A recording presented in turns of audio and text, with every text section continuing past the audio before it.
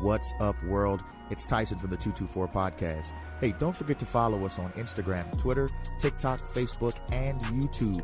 You can also go and listen to us wherever you get your podcasting needs from, including Apple Music and Spotify. So go ahead and click, subscribe, and get those views up for the latest and greatest in news and information from Jay and myself. So once again, that's at the 224 Podcast. Think free, live free, and welcome to the podcasting revolution.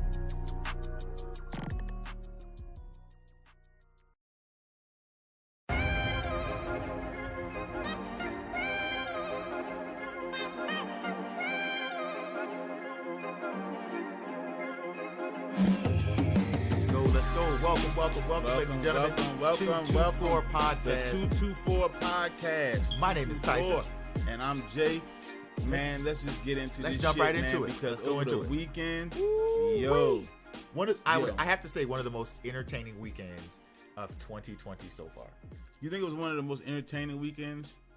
I don't know if it was the most entertaining weekend. Listen, but it definitely was for the an internet. entertaining weekend. For the internet, not for fuck that for Twitter. Saturday night on Twitter was weird. Golden. It was humanity pointing at somebody and laughing, forgetting the shit knocked out of them, and not realizing that this man is a father. That this man is a praying man. Are you going to eulogize him? That this man is a humble man. Are you eulogizing Nate Robinson right now? This man, God, I said is. I said was. He nigga. is dead. I said this he man. dead. This man. I say he dead. Is a philanthropist. Keep pumping the positives out. Keep pumping the positives out. Come on. Child of God. Hey, how the national bullshit here. That man is a child of God. So you need to watch your mouth when you talk about him. Okay, he didn't see it coming. He sure didn't. But the Lord don't put nothing on you that you can't handle. That's what they say. Jake put that ass on. That's what they say. Jake put it on his ass. All right. No, they said the Lord don't put nothing on you that you can't handle. Ooh. And the Lord just think he can handle a lot because he put that God Twitter into it. And Instagram gave him the motherfucking business on Saturday night. The biz night. So let's premise what we're talking about, right? So if you didn't see it, Jake Paul, the famous YouTuber, and ex-NBA star Nate Robinson were in an exhibition boxing match.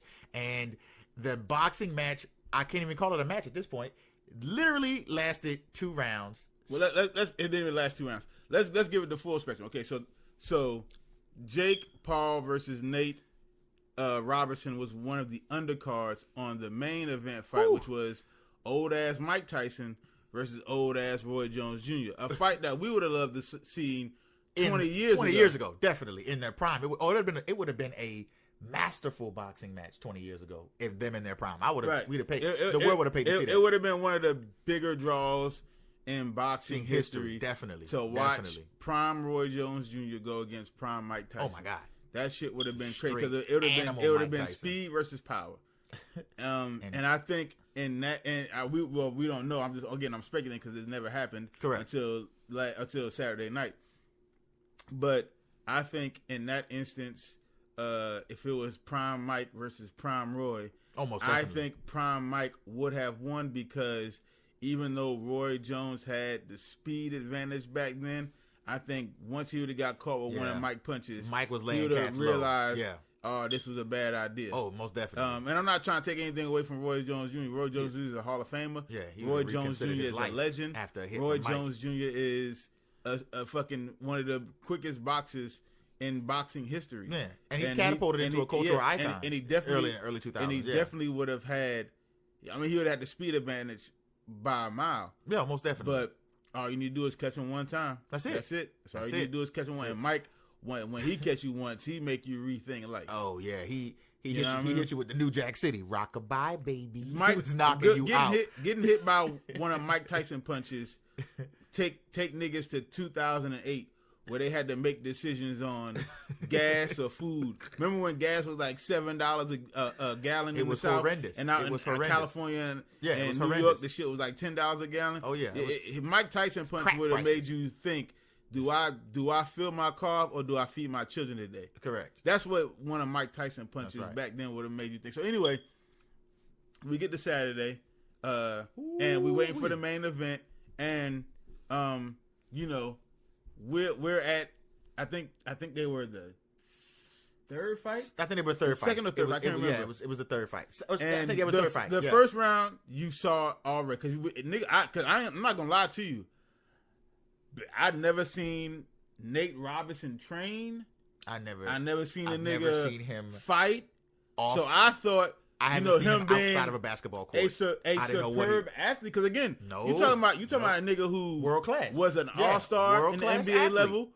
Won a dunk contest 3 times. You talking about a motherfucker who is a world class athlete because Correct. anybody who's playing at a high level in the NBA, they train is a world class athlete. Yeah.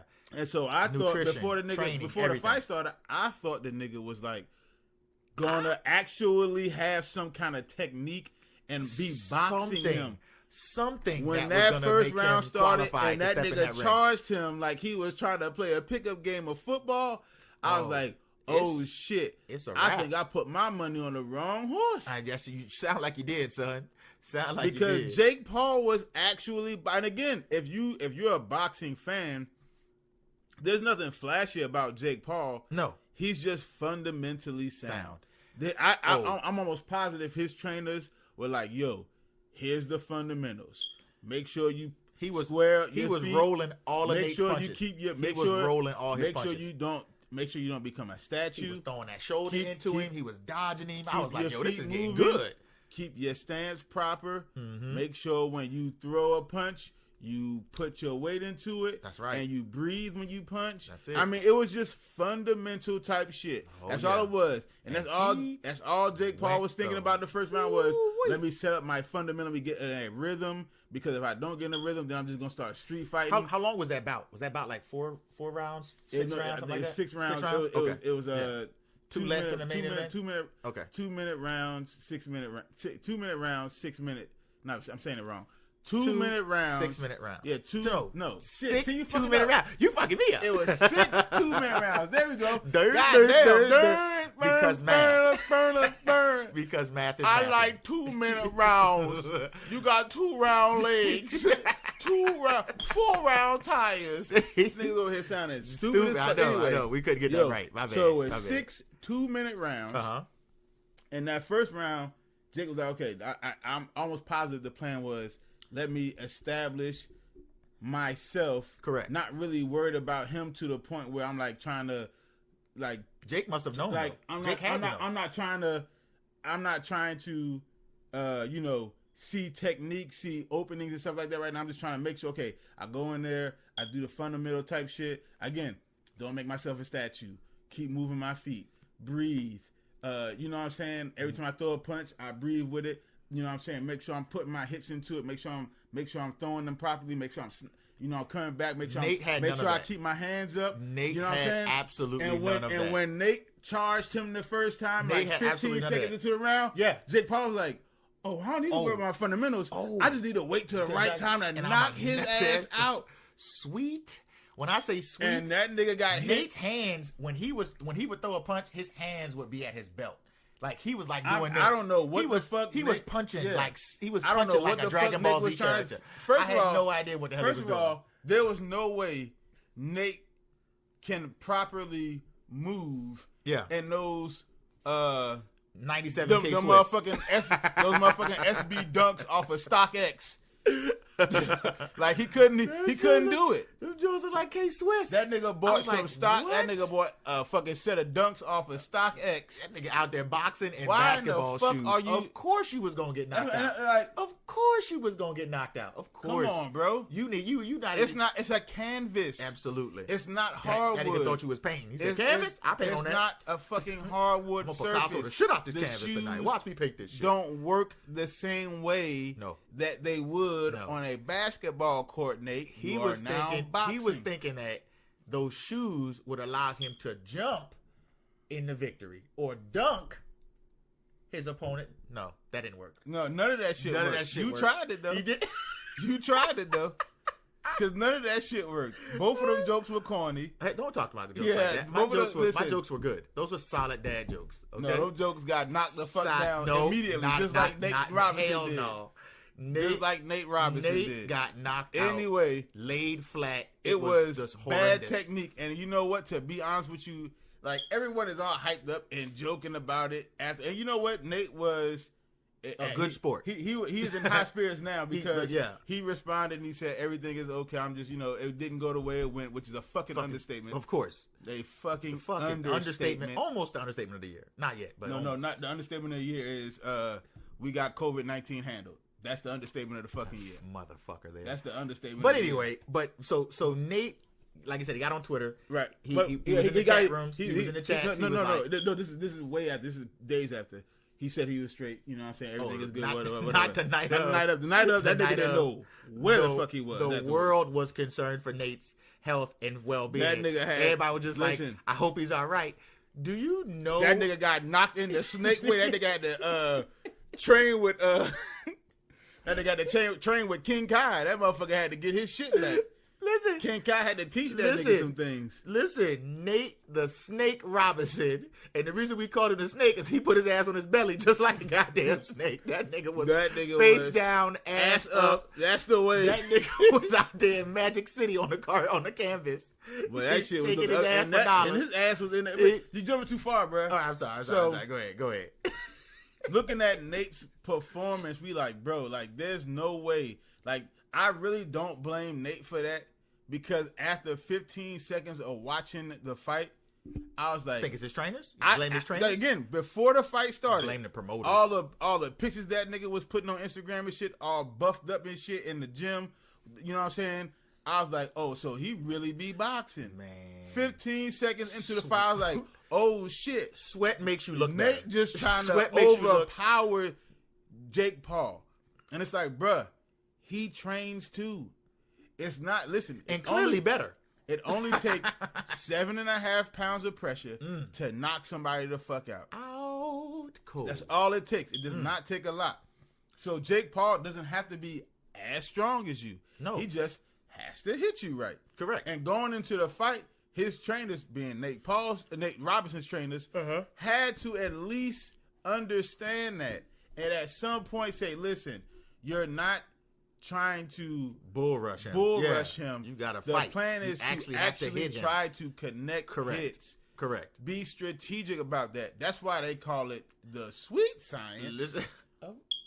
That's why boxing is called the sweet science. It's not called the sweet brutalism. It's not called the sweet gladiator sport. It's not called the sweet motherfucking street fight. It's the sweet science. All that shit go out the window when you get hit in the face. It's not supposed to. That's why but I'm just saying, it's the sweet all science. That shit go out the window because when you it get hit in the doesn't. face. It shouldn't. It shouldn't. Because but it did. Again, when you're in there actually boxing, it's supposed to be tactical. I'm going to land this. Okay, let me throw a couple jabs to see where his head at. Can he take this one? Bam, I caught him. Okay, look like he ate that. Okay, bet. Let me see if I go to the left and hit him in the body. Okay, is he blocking? Let me keep hitting him there and get his arms to go down some. So when I go to the right side, when I go to the left side of his body, because I'm hitting him on the right, when I go to the left side of his body, he's going to drop his right arm, which means that left side of his top is back up. Now I get to fuck him up at top. He wasn't thinking none of that. It is a science. He wasn't thinking none of that. It's not some fucking street fight. I'm going to throw punches. And Nate Robinson was coming in to street fight Jake Paul. And Jake Paul, again, nothing special about Jake Paul and his boxing ability. Jake Paul would be the dead last boxer if he decided to do professional boxing and get into the specific weight class he's in. Be the bottom. And he would get entry level by any real professional level boxer. Correct. He would get handled. But Jake Paul had fundamentals on his side, and when you're going against size someone and height too, when you're going at he just had the metrics. No, it's not even that. When you have the fundamentals of actual boxing, the pugilistic sport of boxing on your side, you will beat most people in a fight. Of course. If you know how hands down if you understand and know how to practice the fundamentals of boxing. He was practicing punching and connecting. Most people in a fight. I don't give a fuck how big they are. He could have been going against LeBron. That was more of a sparring match. If LeBron was fighting, I don't give a fuck. If LeBron was fighting like Nate Robinson was, he's against going Jake down. Paul, he would have beat LeBron that night. He would have knocked LeBron ass. I don't give a fuck how big you are. He would have dusted Bron ass easy. Oh, I'm saying Bron. I'm not saying like it's in Bron's no. bitch. I'm saying if LeBron was fighting like. If LeBron was fighting like Nate Robinson and he lacked the technique, then definitely he would have lost. He lacked the fundamentals of boxing. He would have lost. He would have got knocked out the same way. It doesn't matter what size he was at that point in time. And then again, and also people going into that match too, like we talked about earlier, is that just because you were an elite athlete in another sport doesn't automatically make you an elite athlete across the board. Right, you led right. That's a good ass. Yeah. You led right into that shit. Here's the next thing. Just because you are a world-class athlete does not mean that you're going to fucking excel in every fucking sport. You are not superb in every sport because each sport has different tactics, correct, rules, requirements, training regimens, all kind of crazy shit. Do you think dribbling a basketball is the same thing as going up and down the court for 48 minutes means you have the same endurance as a fucking boxer? No. It's a different type kind of endurance. Training, of course. It's a different type of training. Because you can catch a football, does that mean now you can block? No. That doesn't mean shit. You'll never see Michael Phelps playing D-line in the NFL. You'll never see it. It's not going to happen. He's too small anyway. I'm just saying. But you'll never see Michael Phelps play wide receiver. Absolutely. You want to know why? No. Because swimming is more fluid. It's more about your endurance. You don't need a whole lot of strength to swim through water. I bet you Michael Phelps get a blind side in a football game. He coming out the sideline and smoking weed on the side. He's like, all right, coach, take me out. I'm out. Take me out. He on the sideline sparking up. This what did some right basketball player think? He could just get in the ring, and because he is a supreme athlete in another sport. He's a supreme athlete, period. Yeah. But just because you're a supreme athlete, now you understand how to actually box. You just like, okay, the Money Mayweather overnight. If I keep placing the jab here, it's gonna get this hand to drop, or let me wind him. You know what I'm saying? Mm-hmm. So I can get his rope-a-dope. So you get him down tight. Not rope-a-dope. Just wind him. Just keep going for the body. Because after a while, he's gonna get because he's gonna clutch. He's gonna try to drop his hand. Keep hitting him in the ribs. Yeah, he's gonna. He's gonna start feeling winded. Mm-hmm. Or let him chase me around the ring and let him get winded. And in the fourth round, I can start attacking. You know what I'm saying? The first 3 rounds, I'm tapping and running. The first 3 rounds. I'm tapping and running. Mm-mm. And then the 4th, 5th, and 6th round, I can go at him. I can go head up more. Tapped all right. But there was no. And again, that's not all Nate Robinson. Nope. That's on his corner. His that's on his trainers definitely. too. There was no plan. It's like drinking. You gotta know your limits. You gotta know your limits. To be real with you, I think his trainers gassed him up. Oh, I Lord. think That they were could like, be. That could be. This is Nate YouTuber. Robinson. Yeah, you Nate Robinson. You won the slam dunk contest 3 times. Hell yeah. 3 You've been times. an all-star before. Hell yeah. You played in this many Hell NBA yeah. games. Hell yeah. Man, you an athlete. You played against Vince Carter, Allen Iverson. You played against all the best. You swole right now. I'm trying to tell you got it, Nate. Nate, you got it. Listen, that'll be $35.95 right here. So go ahead and sign it for me real quick. But you got this, Nate. You got this, nigga. You got this. You got this. For the low price of $2,000 a month, I can make sure you don't get knocked out. And then when he got in the ring, he got it. Nate Robinson got it. Oh, he got it all right. He got that shit. Oh, he got it. Because in the second round, he got knocked down that first time. Laid and low. Didn't want to be there. Ooh, he got knocked out, and that nigga was going to the ground. It's a meme over. The meme is everywhere now. It is. Where that nigga was going down, and that nigga eyes was wide open, like, what the fuck am I getting into? That's it. He got off the mat that time. He sure did. That next time, Jake Paul hit that nigga with an overhand right. And let me tell y'all something right now. I've never, in the history of boxing, my nigga, I've never seen a nigga throw a downward punch, and then the nigga who got punched go up and then down. Tell me, science. Nate Robinson went up and down. And physically, I'm right because his legs hit second. There's no way he goes down first. He face planted. And then his face hit the ground first. Yep. And then his legs came down a second afterward. That means that punch hit that nigga in the air. You ever played Mortal Kombat 11, bro? Yes, I have. When the niggas like do the little downward, all the game niggas know what I'm talking about. It's called a juggle. I think it's called a down 2 or a down 4. That's what they call it. It's just the lingo of an actual professional gaming guy, fighting woman, game, you know what I mean? motherfucker like Sonic Fox and all them other motherfuckers like that. Yeah, those Look, real deal. When I think it's a down 2 or a down 4. When you hit somebody with a down 2 or a down 4, you said they got hit with a down 7. Down 7. That nigga got hit with a down 7-11. Turn that nigga a down 7-11. That nigga had brain freeze after that shit. That nigga was in a coma. Nigga. Called that that punch the big goal. It's called a down 2 or a down 4.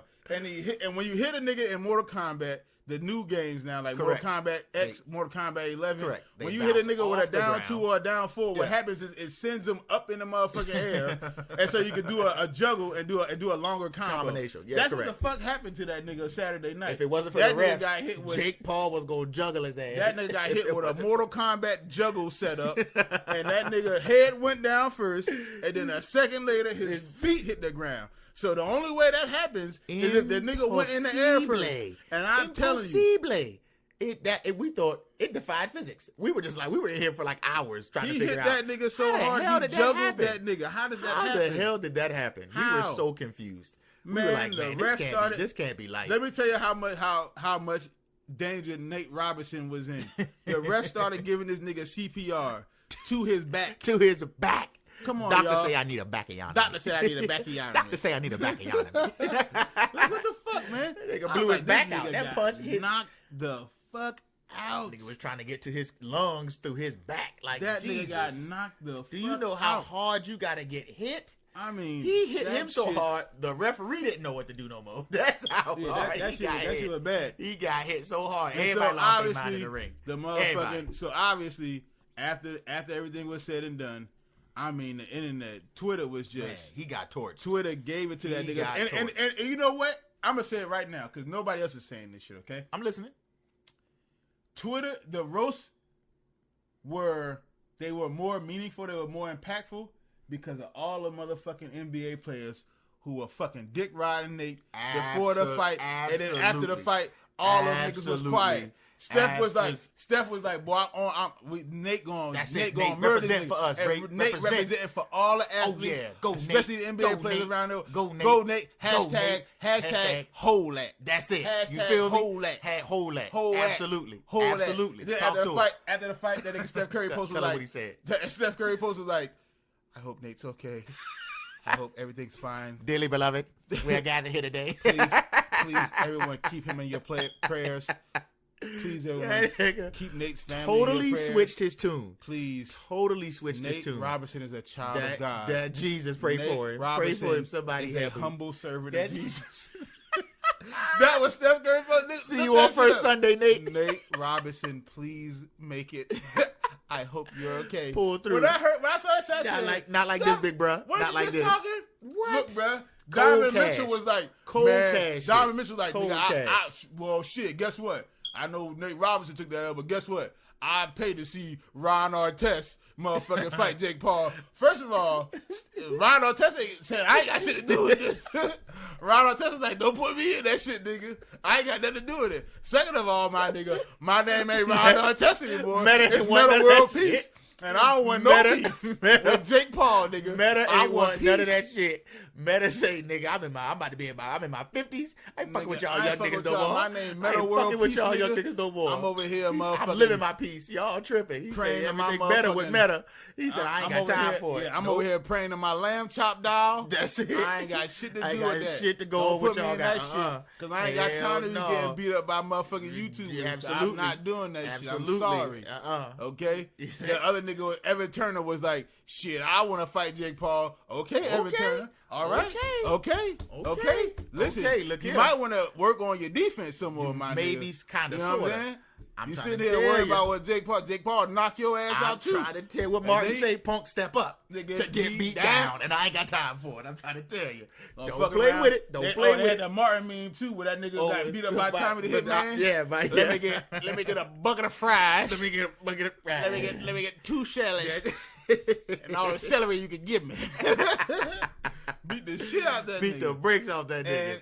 And they made it all worse, bro. They made it worse. Because they were hyping it up and then turn around and he just... And the worst... Underwhelming performance. The worst... It wasn't underwhelming. It wasn't... He didn't give a... That's the whole point I was trying to make. He didn't give a performance at all. That's true. He was just trying to street fight him. And no street fighter can beat a fucking trained boxer. And at this point, except Balrog, even though it's very funny, it was his name Balrog. Balrog was a trained boxer.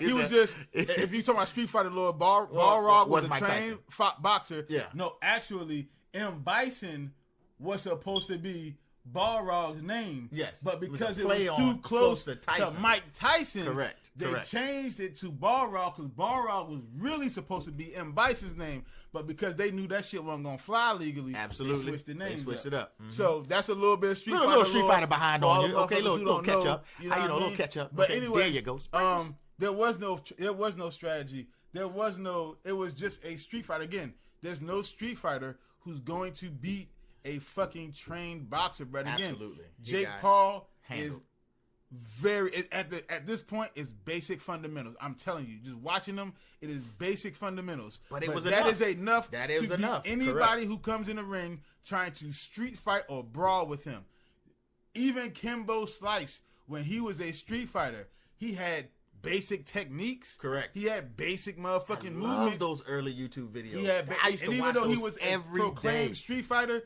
you can see that he had some kind of training. Correct. That's when later on in his life, towards the end of his life, when he became an MMA fighter in the UFC. Correct. It translated better because it was actual training behind it. Yeah, it was actual technique. With Jorge Masvidal. You know what I'm saying? Yeah. Because he was fighting with Kimbo Slice. Correct. I remember he was that. fighting under Kimbo Slice. He was fighting under him. Yeah. And there was actual technique there. That's why it could they were developed in a gym. They were actually had practice. It could translate easier to some shit like the MMA where there's actual technique involved. Correct. You know what I'm saying? Correct. But if you just Nate Robinson, you was playing basketball a year ago, and then you and then there's no actual fundamentals. Correct. There's no actual sound, basic foundation laid upon you before you actually get in a fight. This is what's going to happen 10 times out of 10. Next question. Because this would you take an ass whooping for charity? It depends on what the charity is. If it was like, hey, we about to end all student debt loans in the country. Okay, I'd take an ass whooping for $400 billion. Yeah, but what if it's like, hey, it's Sally Struthers and Feed the Children. Hey, y'all gonna be some hungry ass which kids. ain't drop a package in Africa since '87. You feel me? Be some hungry ass kids, bro. I'm sorry. It's hungry kids here. Fuck them little hungry ass kids in Africa. I'm just Fuck saying. that. You ain't never did shit for me. You know what I mean? Saying, like, I'm not about to take an ass whooping. It's some what if like some off-brand charity too? Like, hey, Jared, why don't you come? Like silver sneakers. Yeah, why don't you come for fight fitness in for elderly? in this you know tournament? What I'm saying? Silver sneakers tournament. I'm gonna say it's off-brand, but I'm just the silver sneakers tournament for 5 stacks, and you gotta fight this motherfucker. That Francis Ngannou come up. I'm like, did you know that nigga's a UFC fucking god right now, right? That nigga beating the shit out of people. You think I want to get hit by that? Get the fuck out of here, man. I'm not. Fuck you and your slow ass, off-brand ass, Kmart ass sneakers. Fuck y'all niggas, man. I'm not about to fight him. He took that L for charity. Man. That was a massive. That was a massive L. That was a massive L. That was the problem. Capital L. The problem. The real problem afterwards, the aftermath of it, ain't even fucking, you know what I mean? Like, the fight, his technique or anything like that, or the skill or lack thereof of Nate Robinson. The real problem is Jake Paul was already a fucking obnoxious ass, dickhead ass, man, like just monster prior to it. What the fuck do you think it's gonna do? You know what it did?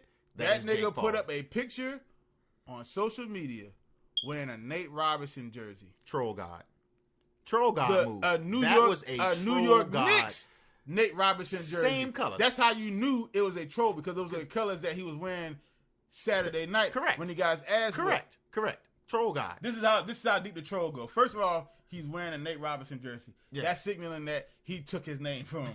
You know what I'm saying? Damn. He took his soul from him. That's like on some real shit. I'm telling you how deep the troll go. I got you. That he was at that point. I took your manhood. No, not even manhood. He's saying at that point, not even that, nigga. He is saying he is Shang Tsung. Nigga, I am now Nate Robinson. Nigga, I took your soul, nigga. Your soul is mine. I have now absorbed your fucking life essence. And now I am Nate Robinson, nigga. You're no longer Nate Robinson. I am Nate Robinson. The troll was real. That's the first thing from the picture. The troll was real. Second thing, he wore the same New York Knicks colors. Because, again, Nate Robinson played for the Knicks. Yes, we do. He wore the Knicks jersey, which was the same colors that Nate Robinson was wearing when he lost, which in turn make Jake Robinson, not Jake Robinson. It is Jake Robinson now because he's Shang Tsung. So that nigga Jake Robinson, Jake Paul Nate, Robinson. He's a hyphenate now. He's a hyphenate now. It's Jake Paul Robinson. That nigga said, "Come here, nigga. You my wife now." Pull his pocket out. This is what this is, nigga. That nigga pulled.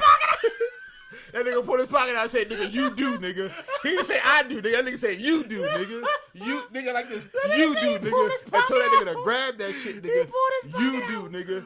That nigga did not say I do. That nigga Jake Paul got him said, on rabbit nigga, ears over there. Jake Paul wore the colors. It was like, Lord. Everybody else who wears Nick colors, they losing that shit. But nigga, I win because I'm a winner. So that's another level to the troll. So the first level is I took your soul. Correct. Second level is the shit that you losing. The shit that you losing, I winning. That's the second level of the troll. It was a high level of trolling right there. That was like next level troll shit, bro. The third level of the troll, that nigga had 2 fingers on the ground. That signifying that nigga was knocked out in the second round. Listen, you gotta. Listen. I dig deep into that shit. Nigga. It's subliminals. I see you broke that down. You broke that down exquisitely. You got that. Everything. I see that. You broke that down exquisitely. I am surprised. And you know what? I am surprised. At the end of the day, that you did that. Nate Robinson didn't come back. He wasn't nasty with people. Nope, he couldn't. He didn't do nothing. Humility. You gotta be humble. He could have, but he just didn't. And you know what? Respect to Nate Robinson for that. Correct. You gotta be gracious in victory and in defeat. And that was an ugly ass defeat. Whew. And there was people online like niggas like, damn, he really messed up for the black community. First of all, no, he didn't. All y'all shut the fuck up. No, he didn't. It had nothing to do with black and white. The only reason why y'all said that is because Jake Paul is a fucking douchebag. That's the only reason why you said anything like that. Because everybody want to smack the shit out of Jake Paul. You know what I mean? Everybody want to smack Jake Paul. But after that shit, I bet you a lot of y'all niggas second thinking that smack now, ain't y'all? Sure is. I bet y'all niggas second thinking that smack. Run up on you if you want to. Same thing, Philip DeFranco. Philip DeFranco be talking wild, reckless on Jake Paul on his show. You know what I'm saying? On the Philip DeFranco show. But Philip DeFranco dropped the show today, and he came back out and said, listen, I know I talk shit about motherfucking Jake Paul on here because he's a little dickhead, and that he is. And I'm still going to talk my shit. But I ain't stupid. I ain't never gonna fight that motherfucker because I know my strengths. But even more than that, he knows his weaknesses. Ooh. And Philip DeFranco, in his own words, he ain't a fighter because he don't want no smoke with that. No parts. No smoke with that. They say a smart man learns from his behavior, but a wise man learns from the behaviors of others. He saw his ass getting these. I don't want none of that. So that shit was like, listen, none of it. He's still a dickhead, but he a dickhead who can box. When I'm in the safety of my home, when I see that nigga out in the streets, that's a dickhead who can box. Now that me, nigga is the deal. You know what I mean? Because again, I'm trained. I don't back down from any fight, even though I know, okay, that motherfucker might get the best of me. Correct. It's just a warrior spirit in me. You know what I'm saying? Yeah. Me being in the military, me training and shit like that. It's just where we come from. That soldier in me. You know what I'm saying? Win. That wants to just win. If it's a battle, it's a battle. Correct. We at war. That's right. However, if you not trained in any way, if you not on that shit, stay out the square circle. I'm not telling you not to talk your shit.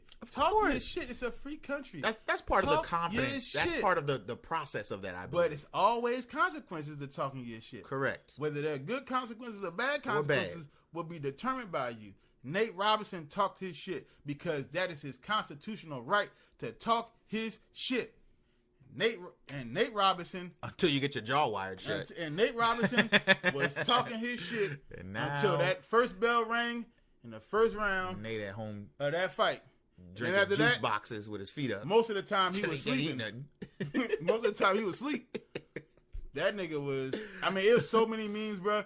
It was a meme where the nigga was on a bed. They folded because it was people who were sleeping outside of GameStops to try to get the PS5 during the holiday season. That was the funny one. And they photoshopped that nigga into a bed, talking about Nate Robinson is a millionaire. Why the fuck is he sleeping outside for a PlayStation 5? It was another meme where Shannon Sharp put up. This is the thing that fucked me up the most about the NBA players. Because before the fight, LeBron was like, Nate Robinson about to hold us down. He about to hold the NBA down. And Shannon Sharp put up a tweet that said, I told you not to do this. And he digitally imposed his face on the over the ref's face. Yeah. And he had that motherfucking I told you so face with a black and mild on his mouth. But under that, LeBron not only liked it, but commented on that shit with like 10 laughing emojis. So like, damn, LeBron, 6 hours ago, I thought he was gonna hold it down. He was gonna hold it down. I thought he was gonna hold it now down. Now you fucking in the circle laughing at the man. All and shit. he gonna do is hold down that canvas with his body weight because his ass. So was all on y'all niggas who was in the NBA talking about Jake Paul was about to get served by Nate Robinson. Let me tell y'all something right now. Jake Paul coming Before through every NBA locker room. Before y'all do that next time, before y'all get behind one of y'all brethren from the NBA or NFL or whatever, at least make sure that they have some kind of footage, some kind of motherfucking tape of them training, of any so you kind. can see if they got the technique or not. So you can see if they know the fundamentals of this shit. Before you go out on a limb and say, my nigga about to beat him up just royally on athletic GP. He about to fuck him up. Don't do that. Have mercy. Don't you do that. Lord have mercy. Because Jake Paul proved, nigga. Lord have mercy. YouTube real. YouTube real out here. Jake Paul, YouTube Logan real out Paul, KSI. Listen, they these real out little here. YouTubers ain't out here fucking around with y'all. When y'all talk about boxing, these YouTubers out here boxing. What else they doing? All they do is shoot video all day. What else they gotta do? I'm telling you. You gotta go out. You gotta go to the gym and train for this sport. You gotta go motherfucking make appearances for this motherfucking commercial. Yeah. You gotta do this. You gotta do that. You got sponsors, all this other shit. All they do is just make stupid ass videos. That's it. So they got all day to train. And they sitting there waiting for y'all dumbasses to step in the ring talking about you could beat me, you could beat. Okay, you keep playing that dumb game if you want to. Listen, it's hard to go back to the NBA now because nigga dunking because he getting dunked on by everybody. Listen, that was just. It's still fuck Jake Paul because he a shit human being. He is a shit human being. Y'all better make sure if y'all say fuck Jake Paul, y'all ready to back it up. You ready to put some respect. Jake Paul out here knocking niggas the fuck out. And I'm not saying that we need to dick ride Jake Paul down. Oh, no, not because again, it's still fuck Jake Paul. I'm just saying, Nate Robinson, keep your head up, my nigga. It ain't every loss got a silver lining into it. And that's really it, bro.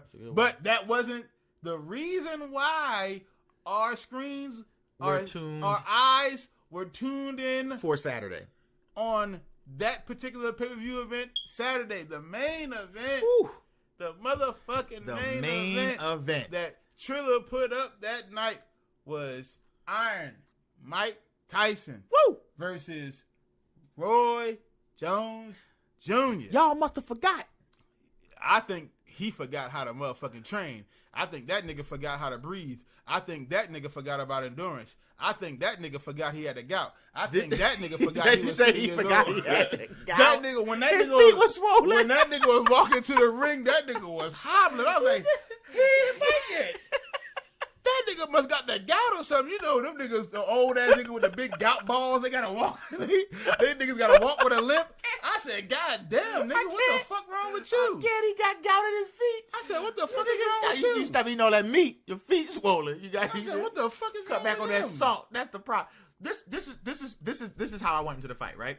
So if you have been living under a rock for the last year or so in sports, you knew that this fight had been set up some months ago, right? And there were some videos coming out early in the year of Mike getting back into shape, of him just actually living a better, healthier life. Right. This wasn't him saying, I'll fight somebody. This was just like, him. It was like, damn, at 54, Mike looked good. Mike out here. I mean, it was that one video where he was behind the bar in some restaurant. He was surrounded by people. He just threw that quick little 5-punch combination, and that shit was crisp.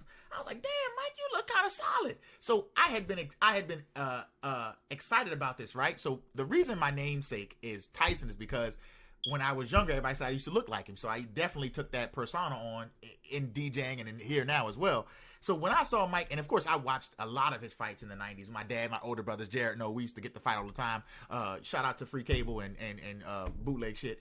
But we used to watch the fights all the time. So growing up, he was clearly in the pantheon of one of the best elite athletes of the 90s.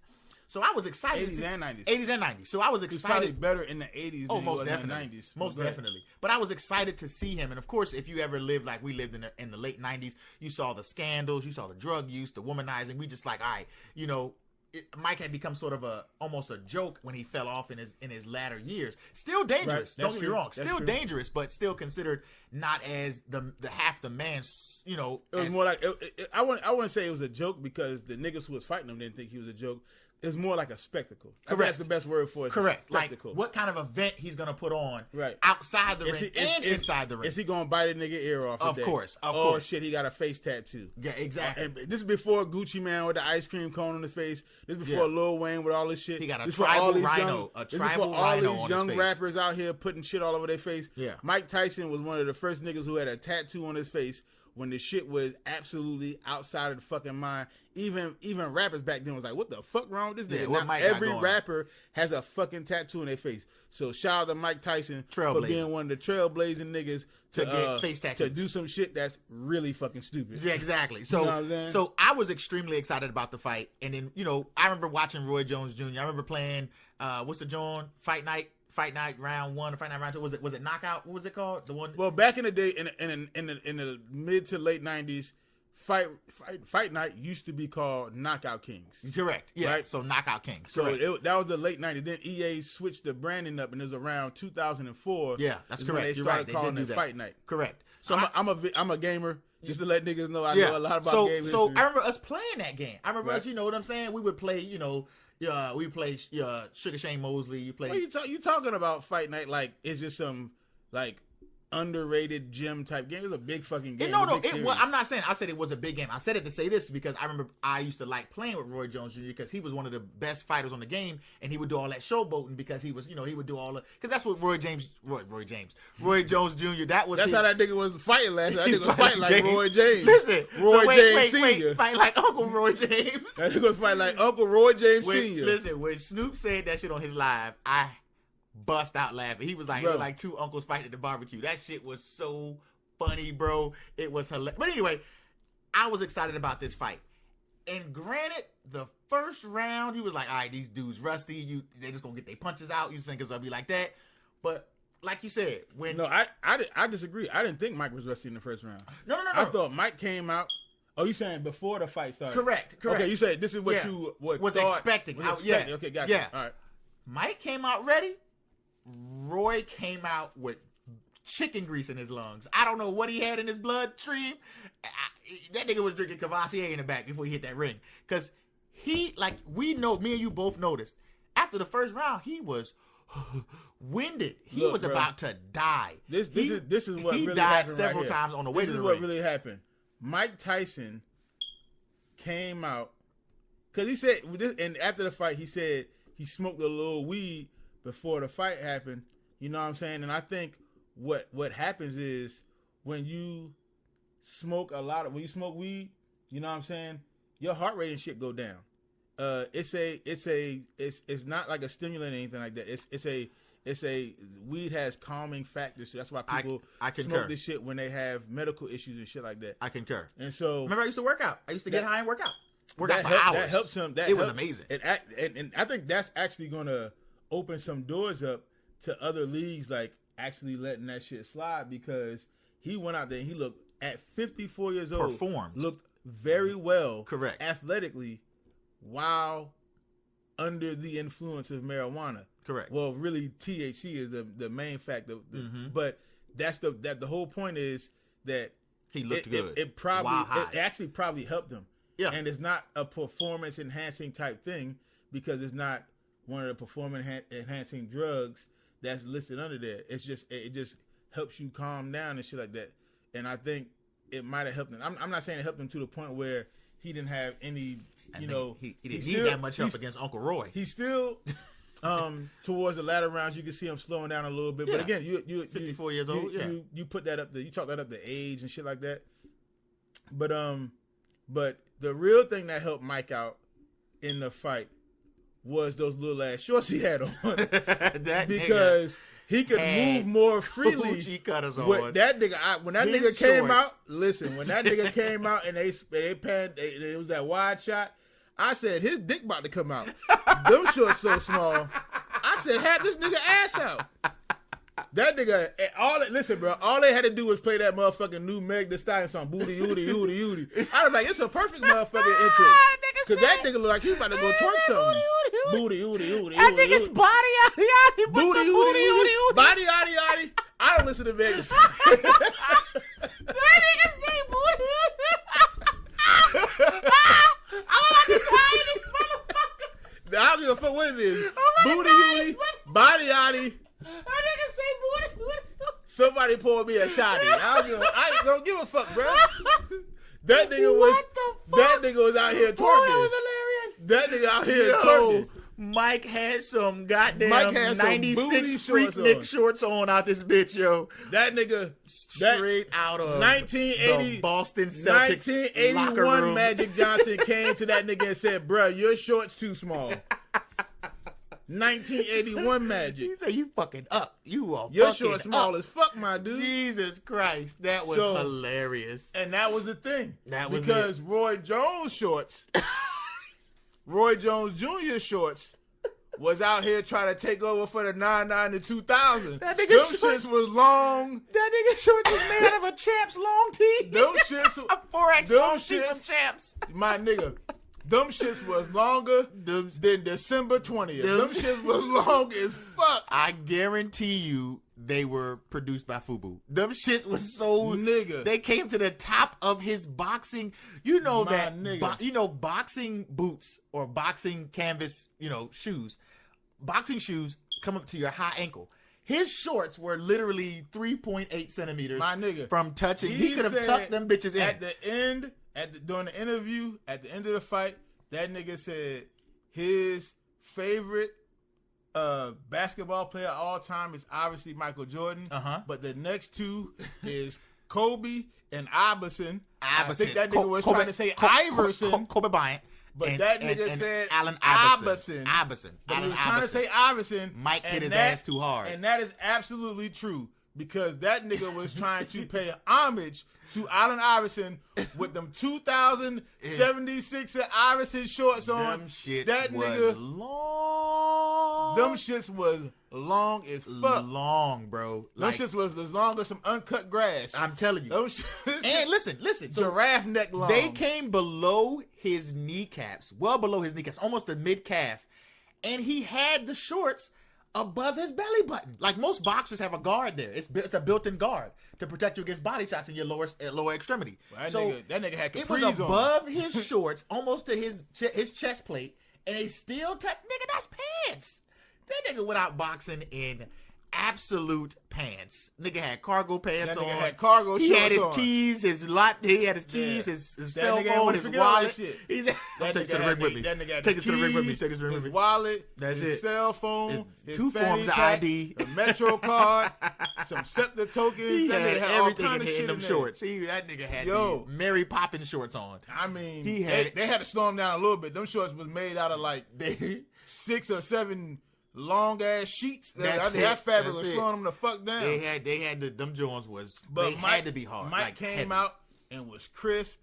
Definitely. And he was throwing punches, attacking the body very well. Roy Jones Jr.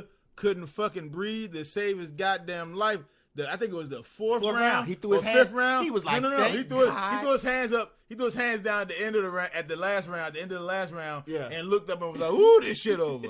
But it was the 4th or 5th round when that nigga went back to the corner at the end of the round, and that nigga was like, I was like, God damn, this nigga tired than a motherfucker. You ever been so out of breath that you trying to breathe with your nose and your mouth at the same time? That shit hurt like a motherfucker. He was like, you can't do it. Try to breathe. That nigga trying to breathe with his nose and his mouth.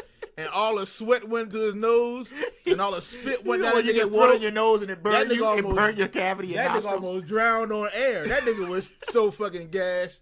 I was like, God damn, my nigga, you tired than a motherfucker right now. He lasted. At least he made it. And, but listen though, at least he that's made it. the heart of a champion. At least he made that it. That nigga was willing to kill himself.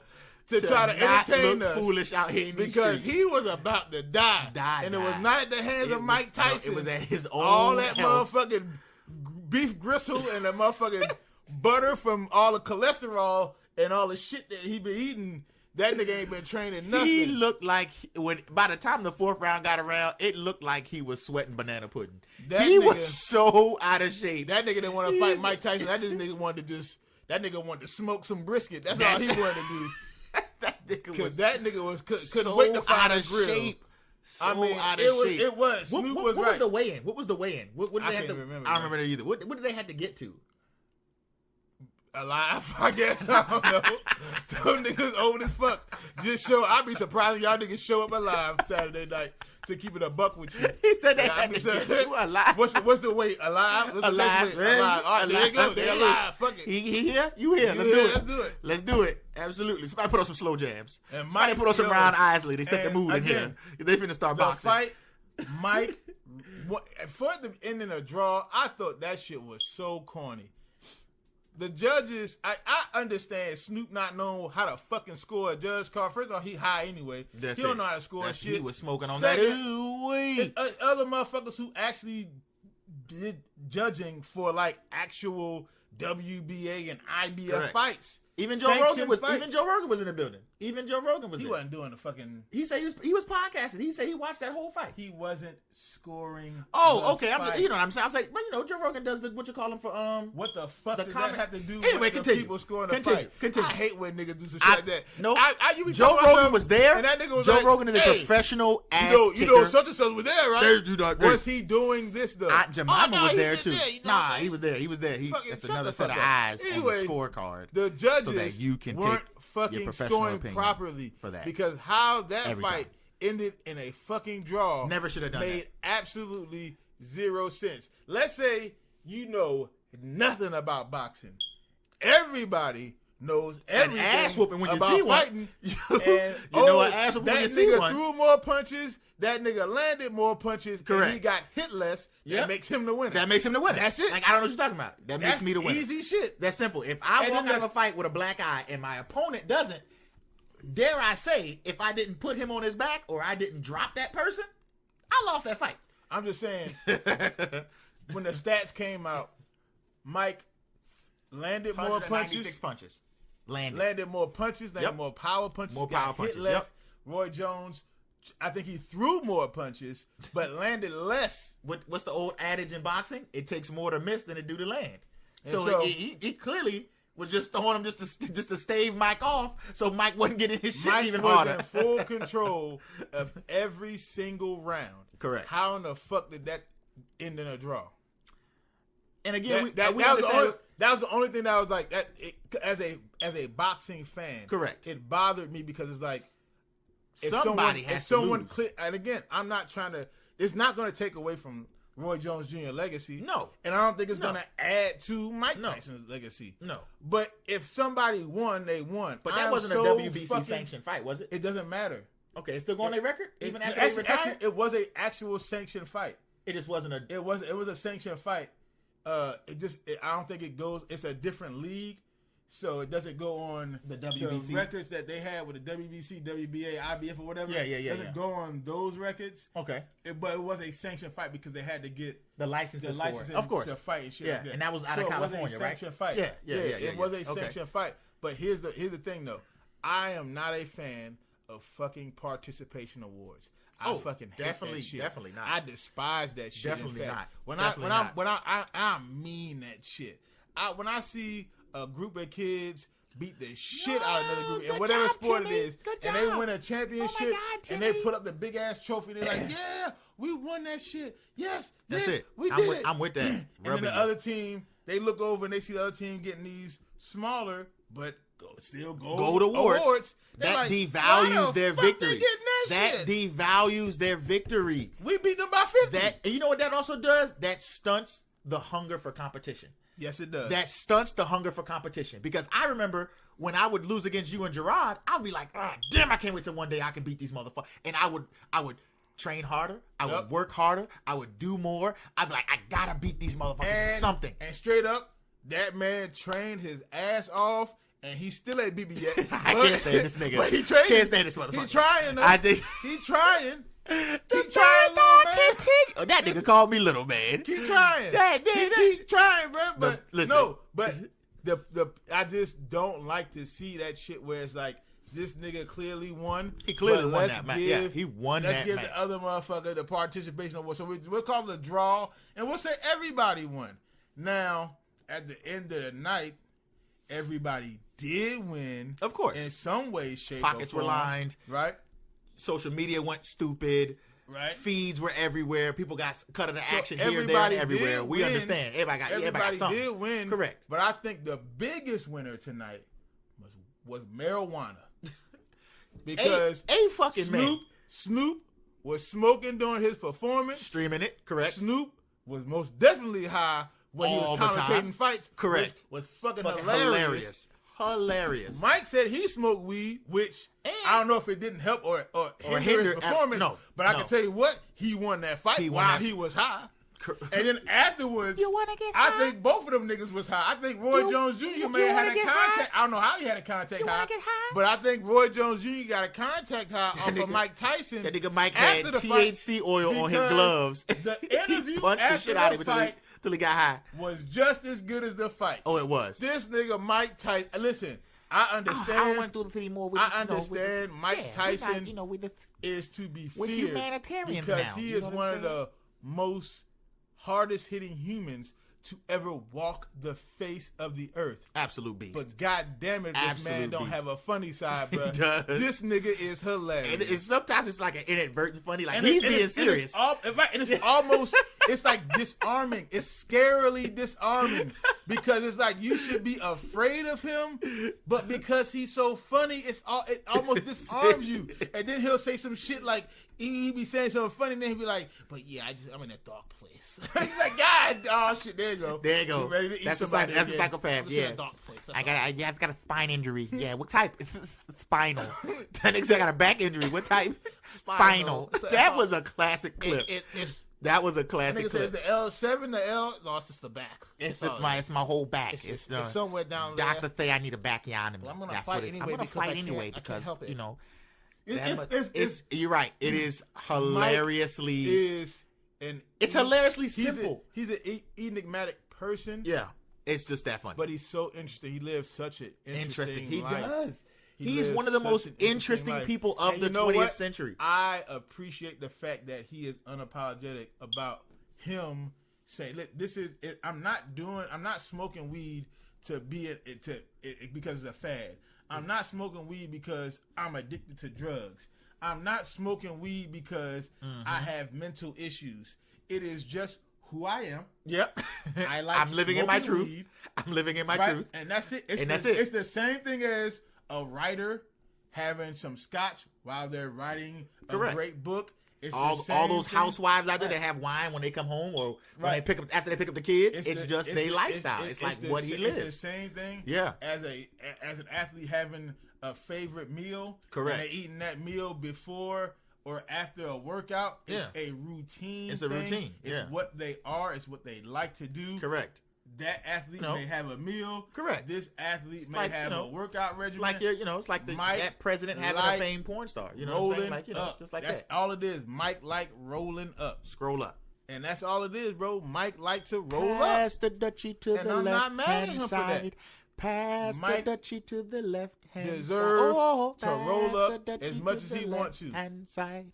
In fact, when all my kids are of age and they out the house and shit like that, at some point I hope the podcast grows enough to where definitely we can get the opportunity, we're gonna go be there, speak that into existence, to go to his podcast because he got a podcast. Oh yeah, too. yeah, absolutely. And shit, I want to roll up one. Wait to go to Hot. I want to roll up one. And again, the fact that I've adopted the moniker of Tyson because I used to look like him as a kid, and because he's one of my sporting idols. Right. That would be a dream come true. That would be an absolute to meet him and be like, my entire life. Motherfucker said I look like you, right? It was definitely a surreal experience for me, but it was a good experience for me. So my favorite boxer of all time is Muhammad Ali, and I was not alive to see any of his fights for real, because again he was fighting in the 60s, 70s, and into the early 80s when I think it was Larry Spinks who beat him and disrespected him. No, he didn't disrespect him. Let's be very clear. Larry Spinks is a fucking boxer. You know what I'm saying? They are modern gladiators. That's what they are. Muhammad Ali was a boxer. He was a modern gladiator. He was put in front of the gladiator who was opposing him. And that's what he was supposed to do. Even Muhammad Ali was like, I don't blame him for that. I fought him. For all the people like you who blame Larry Spinks for that shit, that's not his fault. Muhammad Ali signed the contract. Muhammad Ali got into the ring with him. Muhammad Ali was not the best fighter that night. He wasn't. Plain and simple. He wasn't. Plain and simple. Muhammad Ali is the greatest fighter of all time, in my opinion, regardless of his losses. And I know Floyd Mayweather would like to think he is the greatest fighter of all time because he has never lost. What I will say is, and nobody can take this away from this brother, because motherfuckers will be trying to down him for all the antics and maybe some of the legal shit he's been in before. Floyd Mayweather Jr., by far, in fact, it's not even a fucking competition. Floyd Mayweather Jr. is the greatest defensive fighter to ever walk the face of the earth. Point blank, period. There's no competition in that. I'll give you that. I agree. I agree with that statement. Because of, again, Ali being a multiple time champion, Ali's record the way it's been in the heavyweight division, what Ali did outside of the ring, what he stood for, social justice, all of that makes him possibly the greatest athlete of all time. For sure the greatest, in my opinion. Correct. For sure the greatest boxer of all time. He could possibly very much well be the greatest athlete of all time. Mm-hmm. I mean, there's better athletes athletically. LeBron, you know what I'm saying, whatever. Yeah. Every generation who has just its roasted greats. the Philadelphia Eagles tonight, DK Metcalf. Like, all them niggas are probably better athletically than Muhammad Ali. Most definitely. But they're not the total athlete that Muhammad Ali is. Correct. Was. You're right. You know Absolutely. what I'm saying? Absolutely. But Mike Tyson in my top 5, bro, for real. Straight up and down. Mike Tyson in my top 5, man. So it was, so again, it definitely wasn't motherfucking Iron Mike Tyson. But to see 54-year-old Mike Tyson throw punches like that, to be in the ring, and to see him go through these 2-minute rounds, and at the end, every time he got back up after, you know what I'm saying, you got your breaking rounds, absolutely. It looked like he was ready to go back in there. And I was like, correct. That is a very promising sign for him wanting to fight in the future, because he's like, I'm gonna keep fighting because I feel good doing it. Yeah. And that, and again, in 2020, where this year has taken so much from us, if this is a relationship, it would most definitely be domestic violence. 2020, without a question. 2020 has bitch slapped all of us. Beating the fuck out of us. 2020 right has bitch slapped us all. So to see someone give so much and to say, I want to give some more in a year that took from it, it's like seeing like, okay, there's a little bit of hope in humanity coming from a person who used to be one of the least human people on the planet, to see his life come full circle, and for him to find humanity, and for him to be able to be human in his own and skin, to use his talent and skill fucking amazing, to give bro. back is like that's like you said that. But then again, like you just was talking about Muhammad Ali as well. I think at some point, I hope that most athletes at some point in their life transcend that one level of being an athlete to being not necessarily a social crusader, but like I said, using their talent and gift to give back to the world, like Muhammad Ali did as well. And if you didn't know, Muhammad Ali is the idol of Mike Tyson. You know what I'm saying? Right. Yeah, like if you did not, like literally, they have broke bread together, sat in the same rooms. It was an episode of Arsenio Hall the first time around when early 90s when that shit was just like the biggest thing on television. Correct. It was him, Sugar Ray Leonard, and Muhammad Ali. And it was absolute hero worship. It was absolute hero worship. Arsenio Hall asked him, who do you think, Mike, who do you think better, you or Muhammad Ali? And the crowd was like, Ali. And Mike looked at him, he was like, listen, I think I'm great. I think I'm the best in the world right now. Yeah, I think I'm right now. I think I'm the best in the world right now. But he looked at that man and said, but that is the greatest of all time. Yep. You know what I'm saying? He said that's the greatest of all time. He said I would not be boxing if it wasn't for him. Man. Correct. You know what I'm saying? So to see Mike come full circle like that is a good thing. And again, I'm not trying to take anything from Roy because Roy showed the heart of a champion. Even though he wasn't as in shape as Mike, he still got out there and competed. Yeah, it's still fucking Roy Jones Jr. Absolutely. Bro. And again, me and you won't walk up on Roy and be like, "Well, I'll beat your head." No. And prime Roy Jones Jr. dazzled us, bro, because it's like he could be so like and for real. When we were younger, niggas was like, bro, imagine if you had Mike Power and Roy Jones speed, nigga. It be literally no one that could beat you. That was in our eyes, that was the perfect fighter. You're correct. If you had Roy Jones speed and you had Mike Tyson power, the perfect fighter would really be if you had Mike Power, Jones' speed, and the defensive capabilities of and Mayweather defense. Yep. That might be God. I'm not sure. It might be God. What did do this One Punch Man say to man? That's Saita Man. I don't know how to say it. I don't Saitama. See how I fucked up the Meg the Stallion shit? Yeah, well, you know what? I don't, fucked up anime. That nigga Japanese said names are hard to say. That nigga said Sega Man. Sega That's Genesis. the nigga on the corner. That's the nigga on the corner who sell them fake hard drives. That nigga. Yeah, that's the Sega Man. Hey, nigga, I got them hard drives. They got them hard drives. I got them hard drives. Say Masaku-san. I don't know how to say this. I don't know how to say this. You gonna go to Best Buy and buy that same hard drive for $100, my nigga. I got it for $15. I got it for it's the Sega hard drive. $15. It's the Sega The Sega old hard drive. I don't know the man. One Punch Man. The fuck out of here. Whatever his name is. It's Saitama. Saitama guy by Tama. Say Saitama. You don't say it like that. No, you being racist. Well, I'm not being racist. I'm just saying. I don't know how to speak. You gonna get his flag and take it off? They gonna cancel us already. We ain't got enough files to be canceled. They gonna be like, turn that shit off. That's not me being racist. You said, I'm not gonna repeat that. I know what the fuck you said, nigga. Fuck you. So speak Japanese. So to wrap it up, bruh, the fights were motherfucking amazing in their own right. You know what I'm saying? Every one of them. Very entertaining. It wasn't. None of the fights were as technically sound or as advanced as other boxing events that happened this year. But again, entertainment-wise, it definitely was some of the most entertaining boxing we've seen all year. Correct. And in a year where there's very few things to be joyful about and appreciative about, I do appreciate the fact that these fights happened this weekend. They're very, very entertaining. Love to see motherfucking Mike Tyson back up there. Love to see Roy Jones up there. Shit, love to see Snoop Dogg involved like this because absolutely. We're 90s kids. We're 80s babies. Yeah, but we're 90s kids. That's so what we it grew is. up in the 90s. Absolutely. You know what I'm saying?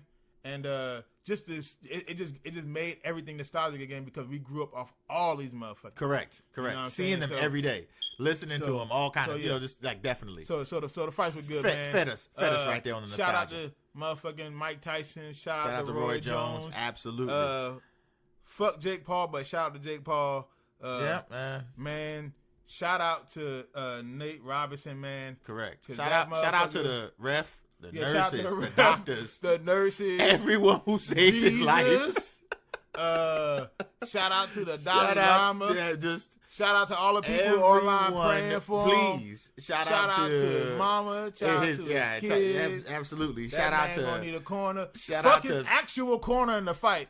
Fuck the trainers. Yeah, because them dudes is none of them garbage. Shout out. Them niggas is they let him go in there and get beat down.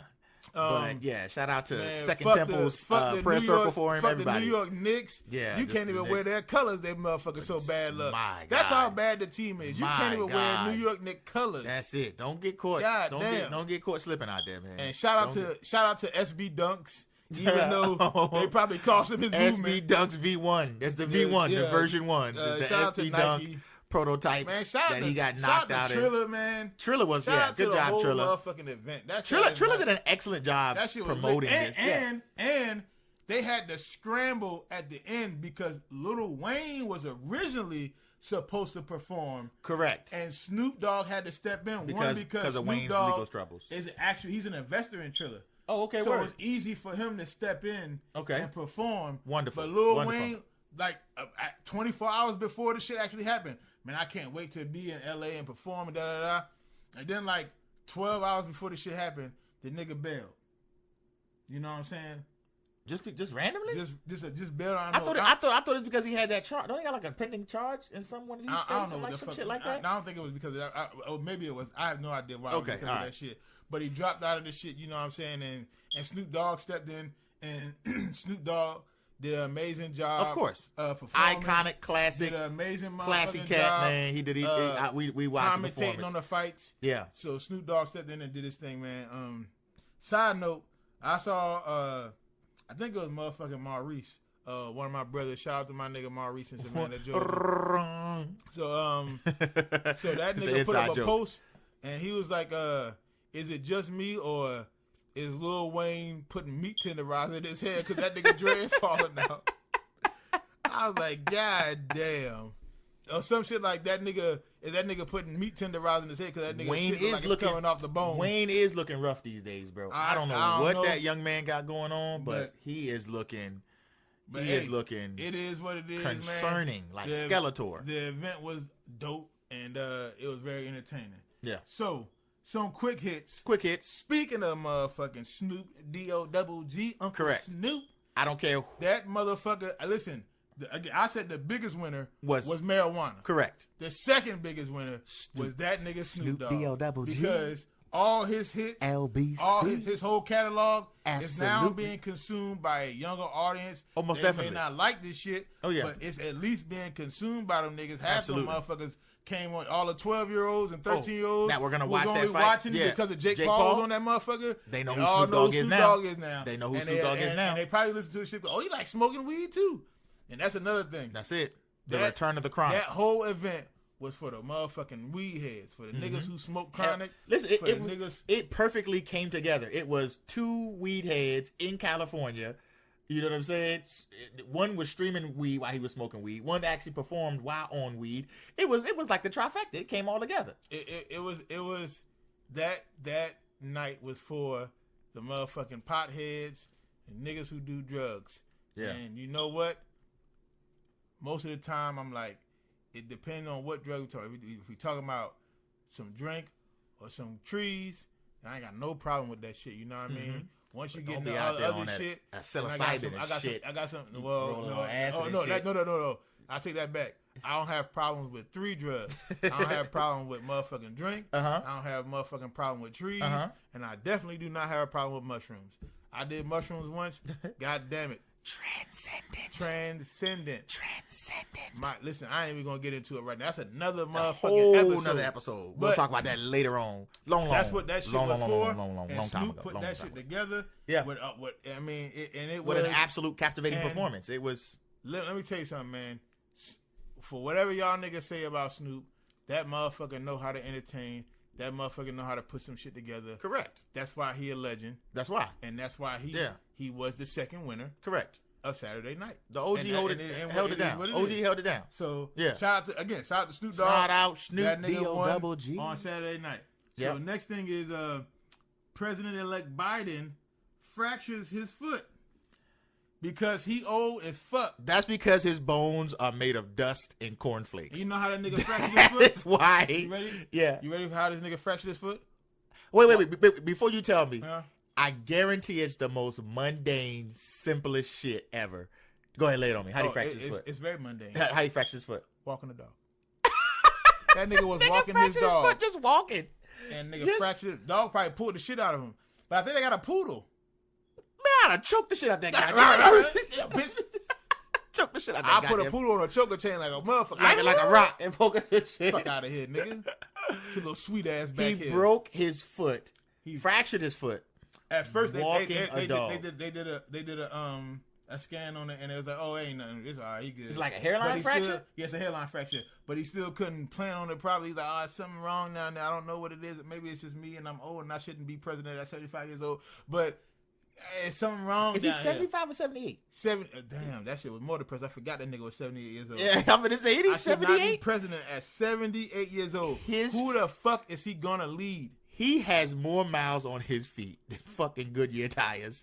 He has been walking since Christ was born. I'm pretty sure his feet are just it's ravaged. Walking the dog, and he got a hairline fracture. Bruh, this is before the rigors Boy, needs some calcium of being pills. the president of the United States of America, going to G9 summits, going to visit other If they say the presidency leaders. ages you 10 years and 4 years, that means by the time he exits, that nigga gonna be 90. That nigga gonna be the crypt keeper. When that nigga lead the presidency, that nigga either gonna be dead or that nigga gonna be a fucking zombie. Yo, they're gonna be weak by year 2. They're gonna be weakened at Bernie's. This nigga. Wait, remember SpongeBob Grandmama? You ever seen that episode? No, I ain't seen that shit. She's the little dried up ass worm. Bruh, they're gonna have this nigga. They're going like Not Another Team movie when the fucking big offensive lineman died. Oh yeah, and had to tie that nigga ankles to the other motherfuckers. That's exactly what they're gonna do to Biden when 2022 midterms come around. They're gonna be like, so President Biden, what you think? They're gonna have that nigga just sitting. His bones are that brittle that he fractured his foot. Bro, he's walking. You walk every day, bro. He's 78 years old. Did he step off the curb hard? Did he slip in some dog shit? Like, there's got to be more to this. I don't know. He just can't just a random piddle paddle and down the street, and he just fractured his foot. I can't get down with that. Walking a dog, my nigga. He just fractured his foot. That's all I heard walking was a dog. Walking a dog, bro. I can't get down with that. Elect. Is he in like an air cast? Is he in a boot now? Is he like in a foot boot? Oh no, yeah, he is in a walking boot right now. He's in a walking boot right now. Jesus he's Christ. in a walking boot. Let me look this shit up real quick to see exactly. I know it's walking a dog. Motherfucker probably fractured his foot and was like, back in my day, all we needed was peanut butter and asbestos. I'll fix it up right good. Come on, yeah, see, yeah. Okay, so according to CNN Politics, Biden's doctor says he has hairline fractures. Oh, multiple hairline fractures. That's what it is. After slipping while playing with his dog. So he might have slipped in some dog shit. I'm not sure. Is his hip okay? CNN says President-elect old folks take Joe tumbles. Biden has hairline fracture hip replacements. Hairline fractures in his midfoot and will likely require a walking boot for several weeks. His doctor said in a statement Sunday after Biden slipped while playing with his dog Major Saturday.